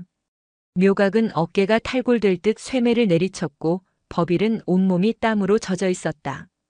해솔은 피 묻은 손으로 여전히 무딘 끈을 잡고 있었다. 차지수는 그들을 향해 천천히 걸어갔다. 스님. 묘각이 쇠매를 멈추고 그녀를 바라보았다. 차지수는 아무 말 없이 자신이 가져온 그 푸른색 낡은 강보를 해솔이 쪼고 있던 바위 위에 조심스럽게 올려놓았다. 해솔이 망치질을 멈추고 그 낯선 천조각을 바라보았다. 묘각이 물었다. 그것은 무엇입니까? 박 보살님의 것입니다. 차지수의 목소리는 젖어 있었다. 그분이 잃어버린 아드님의 유품입니다. 묘각의 눈이 커졌다. 그녀는 해솔이를 착각한 것이 아니었습니다. 모든 것을 알고도 선택한 것이었습니다. 자신의 아들에게 주지 못한 마지막 사랑을 해솔이에게 주기로. 차지수는 해솔 앞에 무릎을 꿇었다. 냉철하던 교수의 얼굴은 눈물로 얼룩져 있었다. 미안하다 해솔아. 내가 틀렸어. 너의 어머니들은 그 어떤 사실보다 더 진짜였어. 이 바위보다 더 단단한 사랑이었어. 해솔은 푸른 강보를 가만히 어루만졌다. 자신의 손을 감싼 자신을 낳은 어머니의 낡은 천. 그리고 눈앞에 놓인 자신을 살린 어머니의 낡은 천. 두 개의 천 조각이 7년의 시간을 넘어 마침내 한자리에서 만났다. 해솔은 그 두 번째 천 조각을 들어 자신의 피 묻은 손을 감싼 첫 번째 천 조각 위로 겹쳐주었다. 그리고는 묘각과 법의를 향해 고개를 끄덕였다. 스님. 사형. 계속합시다. 법일이 다시 쇠매를 쳐들었다. 묘각도 차지수의 눈물을 보며 새로운 힘을 얻어 쇠매를 잡았다. 그래. 끝을 보자. 그때였다. 법일이 온 힘을 다해 쇠매를 내리쳤고 묘각이 그 옆을 동시에 내리쳤으며 해솔이 자신의 온 마음을 담아 끈을 박아 넣은 바로 그 순간. 쩌저저저적. 바위를 쪼는 소리가 아니었다. 거대한 무언가가 찢어지는 둔탁하고도 날카로운 파열음이 울렸다. 스님들이 내리치던 바로 그 지점, 해솔이 7일간 쪼아대던 그곳을 중심으로 거대한 안반에 금이 가기 시작했다. 쾅! 마침내 바위의 한 귀퉁이가 매화나무의 뿌리를 짓누르던 바로 그 부분이 거대한 소리와 함께 쪼개져 나갔다. 나무의 뿌리가 마침내 숨을 쉴 수 있는 공간이 열린 것이었다. 모두가 그 자리에 주저앉았다. 기적은 1000년이 걸리지 않았다. 바위가 쪼개지던 날 개반사의 마당에는 4사람의 울음소리가 뒤섞였다. 쇠매를 내던지고 주저앉은 법일의 포효 같은 울음, 평생의 오만을 무너뜨린 차지수의 흐느낌, 그리고 그 모든 것을 감싸 안는 묘각의 묵묵한 연불소리. 오직 해솔만이 울지 않았다. 12살 소녀는 두 어머니의 낡은 천조각을 겹쳐 쥔 그 피투성이 손으로 마침내 숨을 쉬게 된 매화나무의 뿌리를 가만히 쓸어주었다. 마치 갓 태어난 아기를 다루듯. 차지수 교수는 개반사에 한 달을 더 머물렀다. 그녀는 탑에 대한 연구를 모두 중단했다. 대신 그녀의 연구 노트는 6년 전 박 보살의 행적과 7년 전 해솔의 어머니가 마을을 거쳐갔던 희미한 흔적들로 채워졌다. 그녀는 탑을 실측하던 정밀함으로 두 어머니의 사랑을 실측했다. 그녀가 떠나던 날 가을비가 부슬부슬 내렸다. 차지수는 묘각에게 깊이 삼배를 올렸다. 스님, 저는 평생 형태가 있는 것들만 연구했습니다. 탑, 불상, 기와 눈에 보이는 것만이 사실이라 믿었지요. 하지만 이곳에서 저는 눈에 보이지 않는 것이 어떻게 형태를 만들어내는지 보았습니다. 그녀는 자신이 가져왔던 박보살의 아들이 입었던 그 푸른색 강보를 묘각에게 건넸다. 이것은 제가 가질 물건이 아닙니다. 이 절에 저 나무 곁에 있어야 할 것 같습니다. 묘각은 그것을 받아들었다. 그리고 이것은 차지수는 자신의 연구 가방에서 두툼한 서류철을 꺼냈다. 제 미완의 연구 보고서입니다. 탑에 대한 것이 아니라 저 매화나무에 대한 기록입니다. 개반사 매화나무의 고고학 사랑이 물질을 이겨내는 과정에 대한 고찰. 그녀는 해소를 바라보았다. 언젠가 내가 이 나무의 이야기를 세상에 전할 때가 온다면 그때 이 기록이 도움이 되길 바란다. 그녀는 마지막으로 이제는 흉터가 아닌 왕관처럼 변한 쪼개진 바위 틈에 자리 잡은 매화나무를 향해 묵묵히 합장하고 산문을 나섰다. 그로부터 다시 6해가 흘렀다. 강산이 한 번 변한다는 시간 동안 개반사도 변했다. 가장 큰 변화는 마당의 매화나무였다. 거대한 안반의 속박에서 풀려난 나무는 마치 7년간 억눌렸던 모든 생명력을 폭발시키듯 자라났다. 뿌리가 쪼개진 바위 틈을 정복하고 가지는 대웅전 처마를 넘어 하늘을 향해 뻗어 올라갔다. 나무는 이제 개반사의 마당을 지배하는 거대한 존재가 되었다. 그리고 매년 늦겨울, 눈이 채 녹기도 전에 피어나는 그 매화는 실로 장관이었다. 다른 매화들이 연분 홍빛을 띈다면 개반사의 매화는 기이하게도 갓 내린 첫눈처럼 새하얀 꽃을 피웠다. 그 꽃은 마치 13년 전 해솔이 만들었던 그 눈사람의 정기를 머금은 듯 했다. 나무가 유명해지자 절도 유명해졌다. 눈물로 피워낸 기적의 매화, 어머니의 사랑이 깃든 나무. 차지수 교수가 학계에 발표한 논문은 정통 고고학계에서는 2단 취급을 받았지만 대중들에게는 그 어떤 설화보다 감동적으로 퍼져나갔다. 사람들은 병을 낫기 위해, 소원을 빌기 위해, 혹은 그저 그 기적의 현장을 보기 위해 험한 산길을 마다 않고 개반사로 몰려들었다. 덕분에 절의 살림은 눈에 띄게 나아졌다. 해솔은 18배 청년 행자가 되었다. 그는 여전히 말수가 적었지만 그의 눈은 원형 노스님을 닮아 깊고 따뜻했다. 그는 더 이상 마당을 쓸지 않았다. 대신 묘각 스님의 허락을 받아 매화나무 아래 쪼개진 바위 틈에 작은 약초밭을 일구었다. 그는 나무 그늘 아래서 약초를 기르며 경전을 읽었고 그 약초로 아픈 신도들을 돌보았다. 법일은 22살의 늠름한 원주 소임을 맡았다. 그는 몰려드는 신도들을 관리하고 시주받은 공양미로 절의 곳간을 채우며 낡은 선방을 수리하는 등 개반사의 실질적인 살림을 책임졌다. 묘각 스님은 이제 원숙한 중년의 주지였다. 그는 절이 풍요로워지는 것을 경계했다. 그는 매일 아침 매화나무를 찾는 수많은 인파를 보며 저것이 신앙인지 아니면 또 다른 욕망인지 근심 어린 눈으로 지켜보았다. 그러던 어느 늦가을 단풍이 절정이던 날, 개반사 역사상 가장 크고 시끄러운 손님이 찾아왔다. 검은색 대형 세단 3대가 비포장 산길을 거칠게 올라와 절 마당 입구까지 밀고 들어왔다. 법일이 깜짝 놀라 달려나갔다. 여기서부터는 걸어 들어오셔야 합니다. 차는 비키시오. 검은 양복을 입은 경호원들이 법일을 밀치고 가장 마지막 차의 뒷문을 열었다. 차가운 위험을 풍기는 노인 한 명이 내렸다. 그는 대한민국 재계 서열 수위를 다투는 태산그룹의 김진태 회장이었다. 여기가 그 기적의 나무가 있다는 개반사인가. 김 회장은 법일은 안중에도 없다는 듯 마당 한가운데에 버티고 선 거대한 매화나무를 훑어보았다. 그의 눈은 감동이나 경외가 아닌 값비싼 골동품을 감정하는 듯한 날카로운 소유욕으로 번뜩였다. 주지를 만나야겠다. 묘각 스님이 소란을 듣고 대웅전에서 나왔다. 누추한 곳까지 어인걸음이십니까?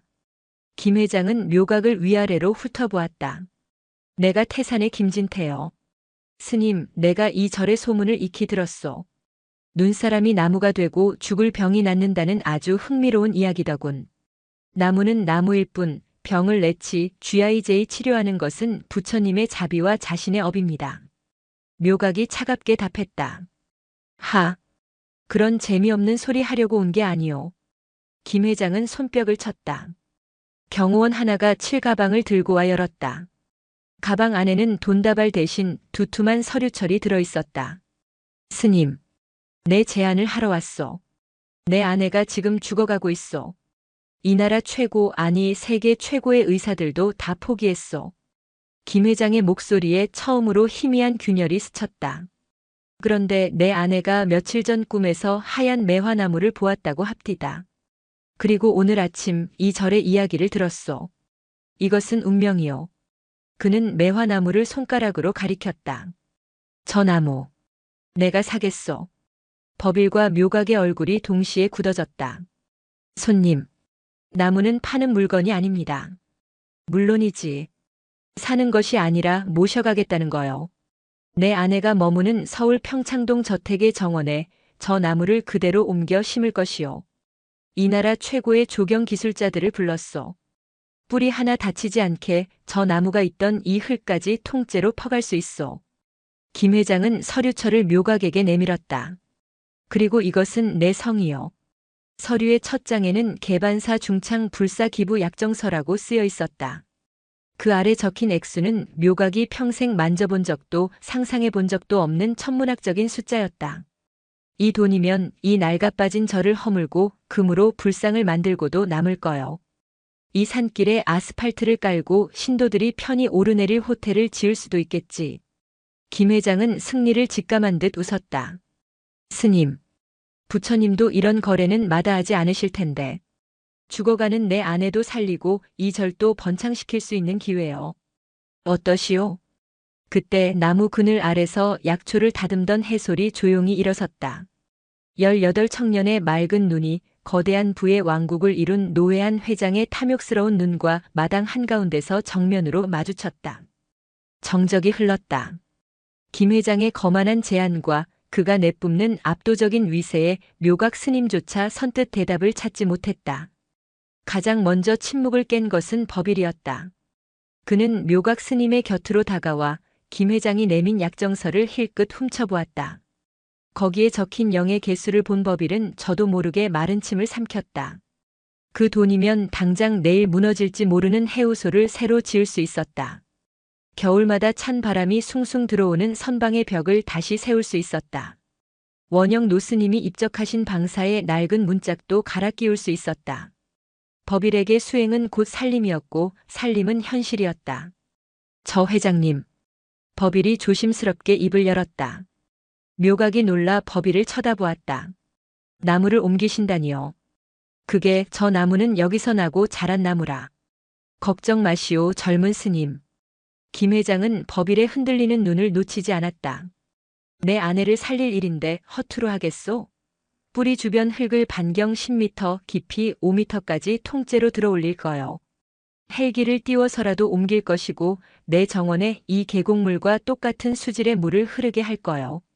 지금보다 더 극진한 대접을 받게 될게요. 김 회장의 말은 돈으로 할 수 있는 모든 것을 동원한 완벽한 이식 계획이었다. 법일은 묘각을 돌아보았다. 스님 회장님의 뜻이 저토록 간절하시고 또 저희 절을 이토록 크게 도우시겠다 하니 큰 스님의 가르침에도. 법일. 묘각이 법일의 말을 끊었다. 묘각의 얼굴은 분노로 붉어져 있었다. 너는 지금 저 돈에 눈이 멀어 이 절의 근본을 팔아넘기자는 것이냐? 근본이라니요. 법일도 물러서지 않았다. 그는 지난 6년간 절의 살림을 맡으며 가난 때문에 놓쳐야 했던 수많은 것들을 떠올렸다.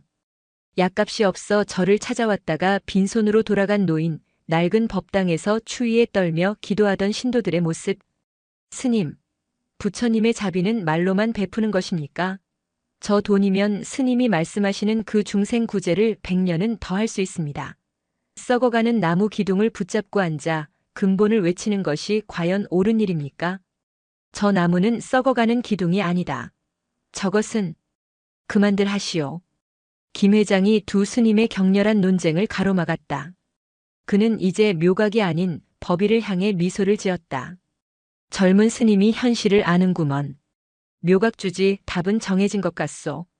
나는 내 아내를 살리고 스님들은 이 절을 일으키고. 이 얼마나 좋은 거래요? 김 회장은 약정서를 묘각의 손에 쥐어주려 했다. 그때 조용히 다가온 해솔이 묘각의 손과 약정서 사이를 가로막았다. 회장님. 김 회장의 시선이 약초 냄새와 흙 냄새가 밴 낡은 행자복을 입은 청년에게로 향했다. 내가 그 기적의 아이로군. 김 회장은 해솔을 흥미롭게 바라보았다. 그래, 내가 이 나무의 주인이라 할 수 있겠지. 잘 됐네. 주지 스님보다 내가 더 빠르겠어. 김 회장은 경호원에게 손짓했다. 경호원이 이번에는 다른 가방을 열었다.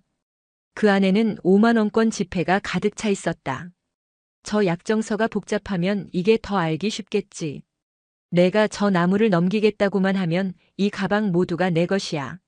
아니, 10배라도 주겠네. 너는 이 지긋지긋한 산골에서 벗어나 서울에서 평생 호의호식하며 살 수 있어. 내가 원하면 유학도 보내주지. 어떠냐? 그것은 18 청년이 감당하기에는 너무도 거대하고 달콤한 유혹이었다. 법일은 숨을 죽였다. 묘각은 해솔의 어깨가 그 돈의 무게에 무너지지 않기만을 바라며 속으로 관세음 보살을 불렀다. 해솔은 그 돈 가방을 내려다보았다. 그리고는 천천히 고개를 들어 김 회장을 바라보았다. 그 맑은 눈에는 두려움도 탐욕도 분노도 없었다. 오직 깊은 연민만이 자리하고 있었다. 회장님. 그래, 말해보게. 그토록 간절하십니까? 간절하다마다. 내 전 재산을 걸어서라도 내 아내만 살릴 수 있다면. 그렇다면 해솔은 한 걸음 물러서며 매화나무를 가리켰다. 저 나무를 가져가실 수 없습니다. 김 회장의 얼굴이 차갑게 굳어졌다. 뭐라고? 저 나무를 가져가시면 회장님의 아내분은 결코 낳으실 수 없습니다. 이놈이 감히 내가 의원이라도 된다는 게냐? 의원이 아닙니다. 하지만 저 나무의 이치를 아는 사람입니다. 해솔은 나무 밑동, 13년 전 눈사람이 녹아내렸던 그 자리, 그리고 6년 전 자신들이 쪼개어낸 그 바위 틈을 가리켰다. 회장님, 저 나무는 흙과 물과 햇빛만으로 자란 나무가 아닙니다. 해솔은 자신의 가슴을 두드렸다. 그 안에는 두 어머니의 낡은 천 조각이 여전히 품어져 있었다. 저 나무는 저를 낳아주신 어머니의 희생을 씨앗으로 삼았습니다. 저를 살려주신 어머니의 죽음을 흙으로 삼았습니다. 그리고 해솔은 법일과 묘각을 바라보았다. 저를 위해 털모자를 씌워준 사형의 우정과 빗속에서 함께 무릎을 꿇어주신 큰 스님의 자비와 저의 집착을 깨부수어 주신 묘각 스님의 가르침을 걸음으로 삼았습니다. 해솔의 시선이 다시 김 회장에게 향했다. 회장님께서 지금 보시는 것은 그저 아름다운 매화나무가 아닙니다. 그것은 수많은 이들의 마음이 엉겨붙어 마침내 피어난 결정체입니다. 해솔은 김 회장이 내민 돈 가방을 바라보았다. 회장님, 돈으로는 저 나무의 가지와 잎사귀는 가져가실 수 있겠지요. 하지만 저 나무를 살게 하는 진짜 뿌리, 즉 우리의 기억과 눈물은 가져가실 수 없습니다. 그 뿌리가 뽑힌 나무는 회장님의 정원에서 단 사흘도 버티지 못하고 죽어버릴 것입니다. 생명이 없는 나무가 어찌 다른 생명을 살릴 수 있겠습니까? 김 회장은 말문이 막혔다. 그는 평생을 소유하며 살아왔다. 돈으로 살 수 없는 것은 없다고 믿었다. 하지만 지금 이 깡마른 행자승은 자신이 단 한 번도 생각해 본 적 없는 영역의 이야기를 하고 있었다. 그럼 어쩌란 말이냐? 김 회장의 목소리는 이제 분노가 아닌 절박함으로 떨렸다. 내 아내는 죽어가고 있단 말이다. 기적이라며 기적을 팔 수 없다면 내게도 그 기적을 베풀어 다오. 내가 무엇을 하면 되겠느냐? 해솔은 김 회장의 눈을 깊이 들여다보았다. 기적은 파는 것도 베푸는 것도 아닙니다. 그저 동참하는 것입니다. 동참이라니? 해솔은 창고 쪽을 가리켰다. 그곳에는 6년 전 그들이 바위를 쪼갰던 낡은 쇠매와 망치가 세워져 있었다. 회장님, 진정 아내분을 살리고 싶으시다면 저 나무를 가져가려 하지 마시고 아내분과 함께 이곳에 머무르십시오. 해솔은 바위의 반대편 아직 쪼개지지 않은 단단한 안반을 가리켰다. 그리고 저것을 드십시오. 회장님의 그 간절한 마음을 저 바위에 쏟아내십시오. 회장님의 눈물과 땀이 이 흙에 스며들 때, 그때 비로소 회장님도 이 나무의 뿌리가 되실 수 있습니다. 그것이 회장님께서 하실 수 있는 유일한 거래입니다. 김진태 회장의 얼굴이 불그락푸르락했다. 감히 대한민국 태산그룹의 총수인 자신에게 저 흙먼지 묻은 행자승이 망치질을 하라고 명하고 있었다. 내 놈이 지금 날 능멸하는 게냐? 김 회장이 손을 치켜들었다. 경호원들이 일제히 해솔을 향해 한 걸음 다가섰다. 묘각과 법일이 긴장하며 해솔의 앞을 막아섰다. 그만하세요, 여보. 그때 그 모든 소란을 잠재우는 작지만 힘있는 목소리가 들려왔다. 아무도 주목하지 않았던 김 회장의 두 번째 차. 그 안에서 한 여인이 경호원의 부축을 받으며 휠체어에 옮겨 타고 있었다. 창백한 얼굴, 앙상한 손목. 한눈에 보아도 생명의 불이 꺼져가고 있는 김 회장의 아내 오선혜였다. 선혜, 당신이 여긴 어쩐 일이오? 바람이 차다니까. 김 회장이 당황하며 아내에게 달려갔다. 오선혜는 남편의 거친 손을 자신의 뼈만 남은 손으로 가만히 감싸주었다. 다 들었어요. 여보. 그녀는 고개를 들어 마당 한가운데에 선 매화나무를 바라보았다. 가을이라 잎은 모두 졌지만 그 기이할 정도로 힘찬 가지들은 마치 자신을 향해 팔을 뻗어 안아주려는 듯 했다. 저 나무 맞아요. 내가 꿈에서 본 나무가. 그녀의 눈에서 눈물이 흘러내렸다. 여보. 저 스님의 말이 맞아요. 우리는 평생 모든 것을 돈으로 사려고만 했어요. 하지만 죽음은 돈으로 살 수가 없더군요. 그녀는 남편을 올려다보았다. 나는 저 나무가 갖고 싶은 게 아니에요. 나도 저 나무의 일부가 되고 싶어요. 저분들처럼 내 마지막 숨이라도 저 흙에 묻고 싶어요. 그녀는 해솔을 바라보았다. 저 젊은 스님. 내가 할 수 있을까요? 해솔은 오선혜를 향해 조용히 합장했다. 보살님. 보살님께서 하실 일은 아무것도 없습니다. 그저 저 나무 그늘 아래서 저희의 망치 소리를 들어주시면 됩니다. 그것이 보살님의 공양입니다. 김진태 회장은 아내의 맑은 눈물과 해솔의 흔들림 없는 눈을 번갈아 보았다. 그는 평생을 승부사로 살아왔다. 그리고 지금 그는 자신의 전 재산을 거는 것보다 더 큰 도박을 해야 함을 깨달았다. 자신의 자존심을 거는 도박. 그는 천천히 해솔이 가리켰던 창고로 걸어갔다. 경호원들이 황급히 따라붙으려 했지만 김 회장은 손을 들어 그들을 막았다. 아무도 따라오지 마라.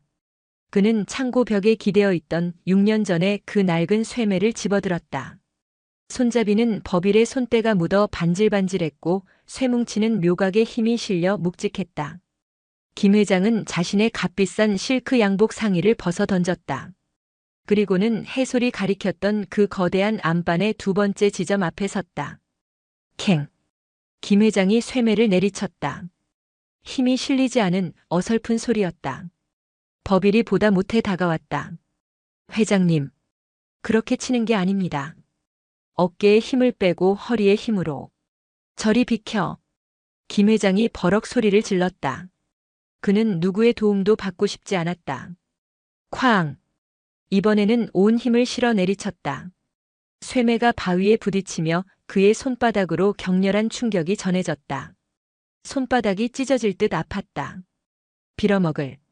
그는 욕설을 뱉으며 다시 쇠매를 들었다. 분노였다. 자신의 아내를 죽음으로 몰고 가는 이 운명에 대한 분노. 아무것도 해줄 수 없는 자신의 무력함에 대한 분노. 그리고 이 말도 안 되는 노동을 시키고 있는 저 어린 중놈에 대한 분노. 쾅! 쾅! 쾅! 그의 쇠매질은 분노 그 자체였다. 묘각과 버빌 해솔은 아무 말 없이 그 모습을 지켜보았다. 휠체어에 앉은 오선혜는 남편의 저 분노에 찬 쇠매질 소리를 마치 자장가처럼 눈을 감고 듣고 있었다. 첫날이 그렇게 갔다. 김 회장의 손은 물집이 잡히고 터져 피가 흘렀다. 그는 평생 그런 육체적 고통을 느껴본 적이 없었다. 경호원들이 약을 들고 달려왔지만 그는 모두 물렸다. 둘째 날. 김 회장은 새벽 예불 소리에 잠을 깼다. 온몸의 근육이 비명을 질렀다. 그는 비틀거리며 마당으로 나갔다. 묘각과 버빌 해솔이 이미 자신의 자리에서 묵묵히 정과 망치를 쪼고 있었다. 김 회장은 말없이 쇠매를 들었다. 분노는 사라지고 이제는 오기만 남았다. 내가 누군데 고작 이 돌멩이 하나에. 쾅! 캉! 캥! 네 사람의 망치 소리가 개반사의 아침을 깨웠다. 그것은 기묘한 화음이었다. 깨달음을 구하는 묘각의 소리, 저를 지키려는 버빌의 소리, 생명을 이어가려는 해솔의 소리. 그리고 죽음과 싸우려는 김 회장의 소리. 셋째 날. 오선혜의 상태가 나빠졌다. 김 회장은 쇠매를 내던지고 아내의 방으로 달려갔다. 의사들이 달려왔지만 고개만 저었다. 마음의 준비를 하셔야겠습니다. 김 회장은 절망했다. 이런 짓거리까지 했는데 아무 소용도 없지 않소. 그는 묘각의 멱살을 잡을 듯 달려들었다. 기적이라며. 내 아내가 죽어가는데 기적은 어디 있단 말이냐? 묘각은 그저 묵묵히 김 회장의 눈을 바라볼 뿐이었다. 그때 해솔이 방으로 들어왔다. 그의 손에는 나무 그늘의 약초밭에서 막 캐낸 흙이 묻은 작은 뿌리 몇 개가 들려 있었다. 회장님, 물을 조금만 끓여주시겠습니까? 이따위 풀뿌리가. 이것은 약이 아닙니다. 이 나무가 회장님의 땀을 마시고 내어준 첫 번째 대답입니다. 넷째 날, 해솔이 다려준 약초 물을 마신 오선혜가 기적처럼 잠시 의식을 차렸다. 그녀는 남편을 불렀다. 여보, 선혜, 괜찮소? 내가 여기 있소. 당신 손이. 그녀는 남편의 붕대로 감싼 피 묻은 손을 어루만졌다. 따뜻하네요. 평생 당신 손이 이렇게 따뜻한 줄 몰랐어요. 김 회장은 아내의 손을 붙잡고 어린아이처럼 울음을 터뜨렸다. 다섯째 날, 김 회장은 다시 쇠매를 잡았다. 이제 그의 쇠매질에는 분노도 오기도 없었다. 그저 소리가 날 뿐이었다. 그는 쇠매를 내리칠 때마다 자신의 지나온 삶을 보았다. 남을 짓밟고 올라섰던 순간들, 돈을 위해 버렸던 가치들, 아내의 외로움을 외면했던 나날들. 쾅. 용서하시오 쾅. 미안하오 쾅. 고맙소. 그의 쇠매질은 이제 바위를 향한 공격이 아니라 자신을 향한 참회의 108배가 되어가고 있었다. 일곱째 날. 김 회장이 쇠매를 내리친 그 순간 그의 눈물 한 방울이 바위 틈으로 스며들었다. 쩌저적 기이한 소리와 함께 그가 내리치던 바위의 일부가 쪼개져 나갔다. 그는 쇠매를 떨어뜨리고 그 자리에 주저앉았다. 그는 아내의 병이 낫기를 바라며 망치를 들었지만 정작 깨진 것은 바위가 아니라 자신의 단단했던 아집이었음을 깨달았다. 그는 해솔을 바라보았다. 스님 내가 졌소. 해솔이 다가가 땀과 눈물과 흙먼지로 범벅이 된 노회장의 어깨를 잡아 일으켰다. 아닙니다, 회장님. 이제야 비로소 이기셨습니다. 쪼개진 바위는 거대한 상처처럼 보였지만 동시에 새로운 생명이 깃들 수 있는 자궁처럼 보이기도 했다. 김진태 회장은 그 후로도 일주일을 더 개반사에 머물렀다. 그는 더 이상 쇠매를 들지 않았다. 대신 휠체어를 탄 아내 오선혜와 함께 묘각과 법일 해솔이 바위를 쪼개고 흙을 고르는 모습을 묵묵히 지켜보았다. 그의 아내 오선혜의 병세는 기적처럼 낫지 않았다. 하지만 그녀의 얼굴은 서울의 무균실에 누워있을 때와는 비교할 수 없을 만큼 평온해졌다. 그녀는 매일 아침 매화나무 그늘 아래서 흙냄새와 약초 냄새, 그리고 내 남자의 땀 냄새가 뒤섞인 공기를 깊게 들이마셨다. 여보. 어느 날 저녁 그녀가 남편을 불렀다. 나는 서울로 돌아가고 싶지 않아요. 나를 저 나무 아래 묻어줄 수 있어요? 저분들의 땀방울과 당신의 눈물이 스며든 저 흙 속에 나도 함께 있고 싶어요. 김 회장은 아내의 손을 잡았다. 그의 손은 쇠매질로 생긴 굳은 살이 박여 거칠지만 따뜻했다. 그는 아무 대답도 하지 못하고 그저 고개만 끄덕였다. 며칠 뒤 첫눈이 내리던 날 새벽. 오선혜는 남편이 지켜보는 가운데 매화나무를 바라보며 조용히 숨을 거두었다. 그녀의 마지막 얼굴은 고통이 아닌 희미한 미소를 머금고 있었다. 김 회장은 아내의 시신을 붙잡고 통곡하지 않았다.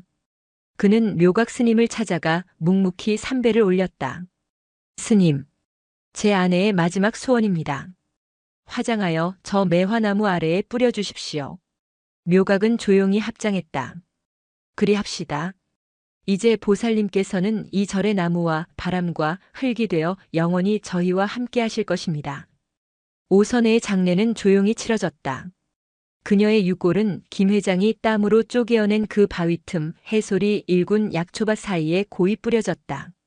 김 회장이 산을 내려가던 날, 그는 묘각에게 그가 처음에 가져왔던 중창 불사 약정서를 다시 내밀었다. 스님, 이것을 받아주십시오. 묘각은 고개를 저었다. 이런 큰 돈은 아닙니다. 김 회장은 약정서의 내용을 붉은 펜으로 수정하고 있었다. 이것은 거래가 아닙니다. 내 아내가 그리고 내가 이 절에 남기는 뿌리입니다. 수정된 약정서에는 매화나무 이전이라는 항목이 삭제되어 있었다. 대신 태산재단 공익사업이라는 항목이 추가되었다. 저를 금으로 칠할 생각은 없습니다. 김 회장이 묘각을 바라보았다. 다만 이 험한 산길을 오르내릴 노인들을 위한 작은 길을 닦고 싶습니다. 그리고 아내와 같이 삶의 마지막을 준비하는 이들이 편히 머물다 갈 수 있는 작은 요사체를 짓고 싶습니다. 그들이 저 나무 그늘 아래서 제 아내가 느꼈던 평온을 함께 느낄 수 있도록. 그것은 호텔이 아닌 호스피스 병동의 제안이었다. 김 회장은 마지막으로 해솔에게 다가갔다. 스님. 그는 이제 18 청년을 스승처럼 대했다. 나는 평생 무언가를 소유해야만 행복하다고 믿었소.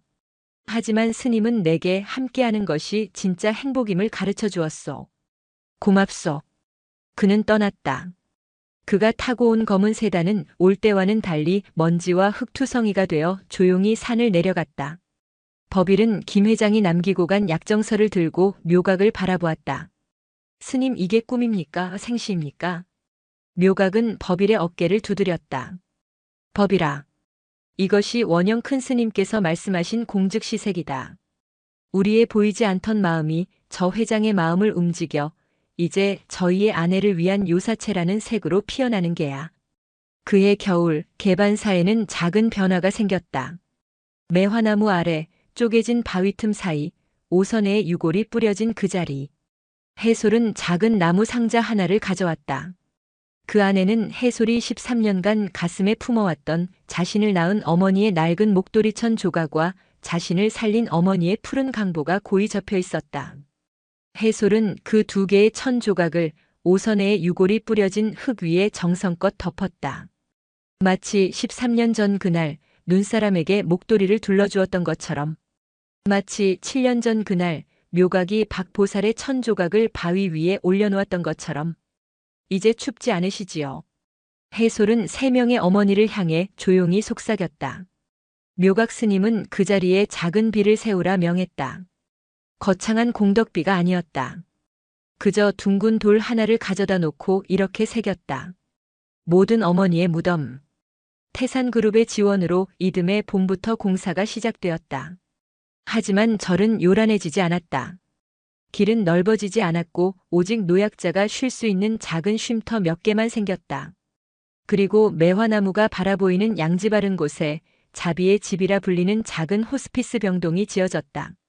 그곳의 원장은 차지수 교수가 맡았다. 그녀는 대학을 그만두고 자신의 남은 생을 형태가 아닌 마음을 돌보는 일에 쓰기로 결심했다. 그녀는 그곳에서 환자들에게 글을 가르치고 그들의 마지막 기록을 남기는 일을 도왔다.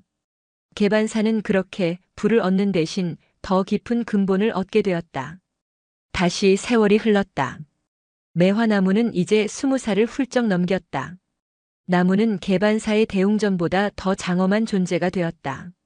그 아래에는 모든 어머니의 무덤 비석이 놓여 있었고 쪼개진 바위는 수많은 순례자들의 땀과 눈물로 반질반질해졌다. 해솔은 28배 젊은 스님이 되었다. 법납은 낮았지만 사람들은 그를 나무 스님이라 부르며 존경했다.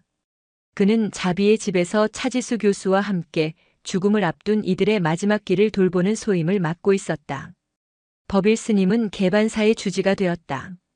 그는 여전히 괄괄하고 현실적이었지만 이제는 돈보다 사람을 먼저 볼 줄 아는 넉넉한 살림꾼이자 수행자가 되었다. 묘각 스님은 주지 자리를 법일에게 물려주고 원영 노스님이 그러하셨듯 방사에 머물며 조용히 경전을 보았다. 그의 엄격했던 얼굴에는 이제 매화나무 그늘 같은 부드러움이 배어 있었다. 김진태 회장은 3년 전 세상을 떠났다. 그는 자신의 모든 재산을 태산재단에 기부했고 자비의 집은 재단의 유일한 공익사업으로 남아 세상에서 가장 가난하고 아픈 이들의 마지막 쉼터가 되었다.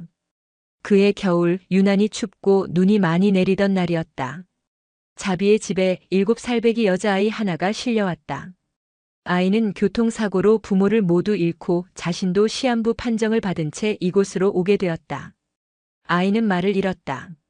그저 사고 현장에서 발견된 흙과 피가 엉겨붙은 낡은 곰 인형 하나만을 품에 꼭 안고 누구에게도 마음을 열지 않았다.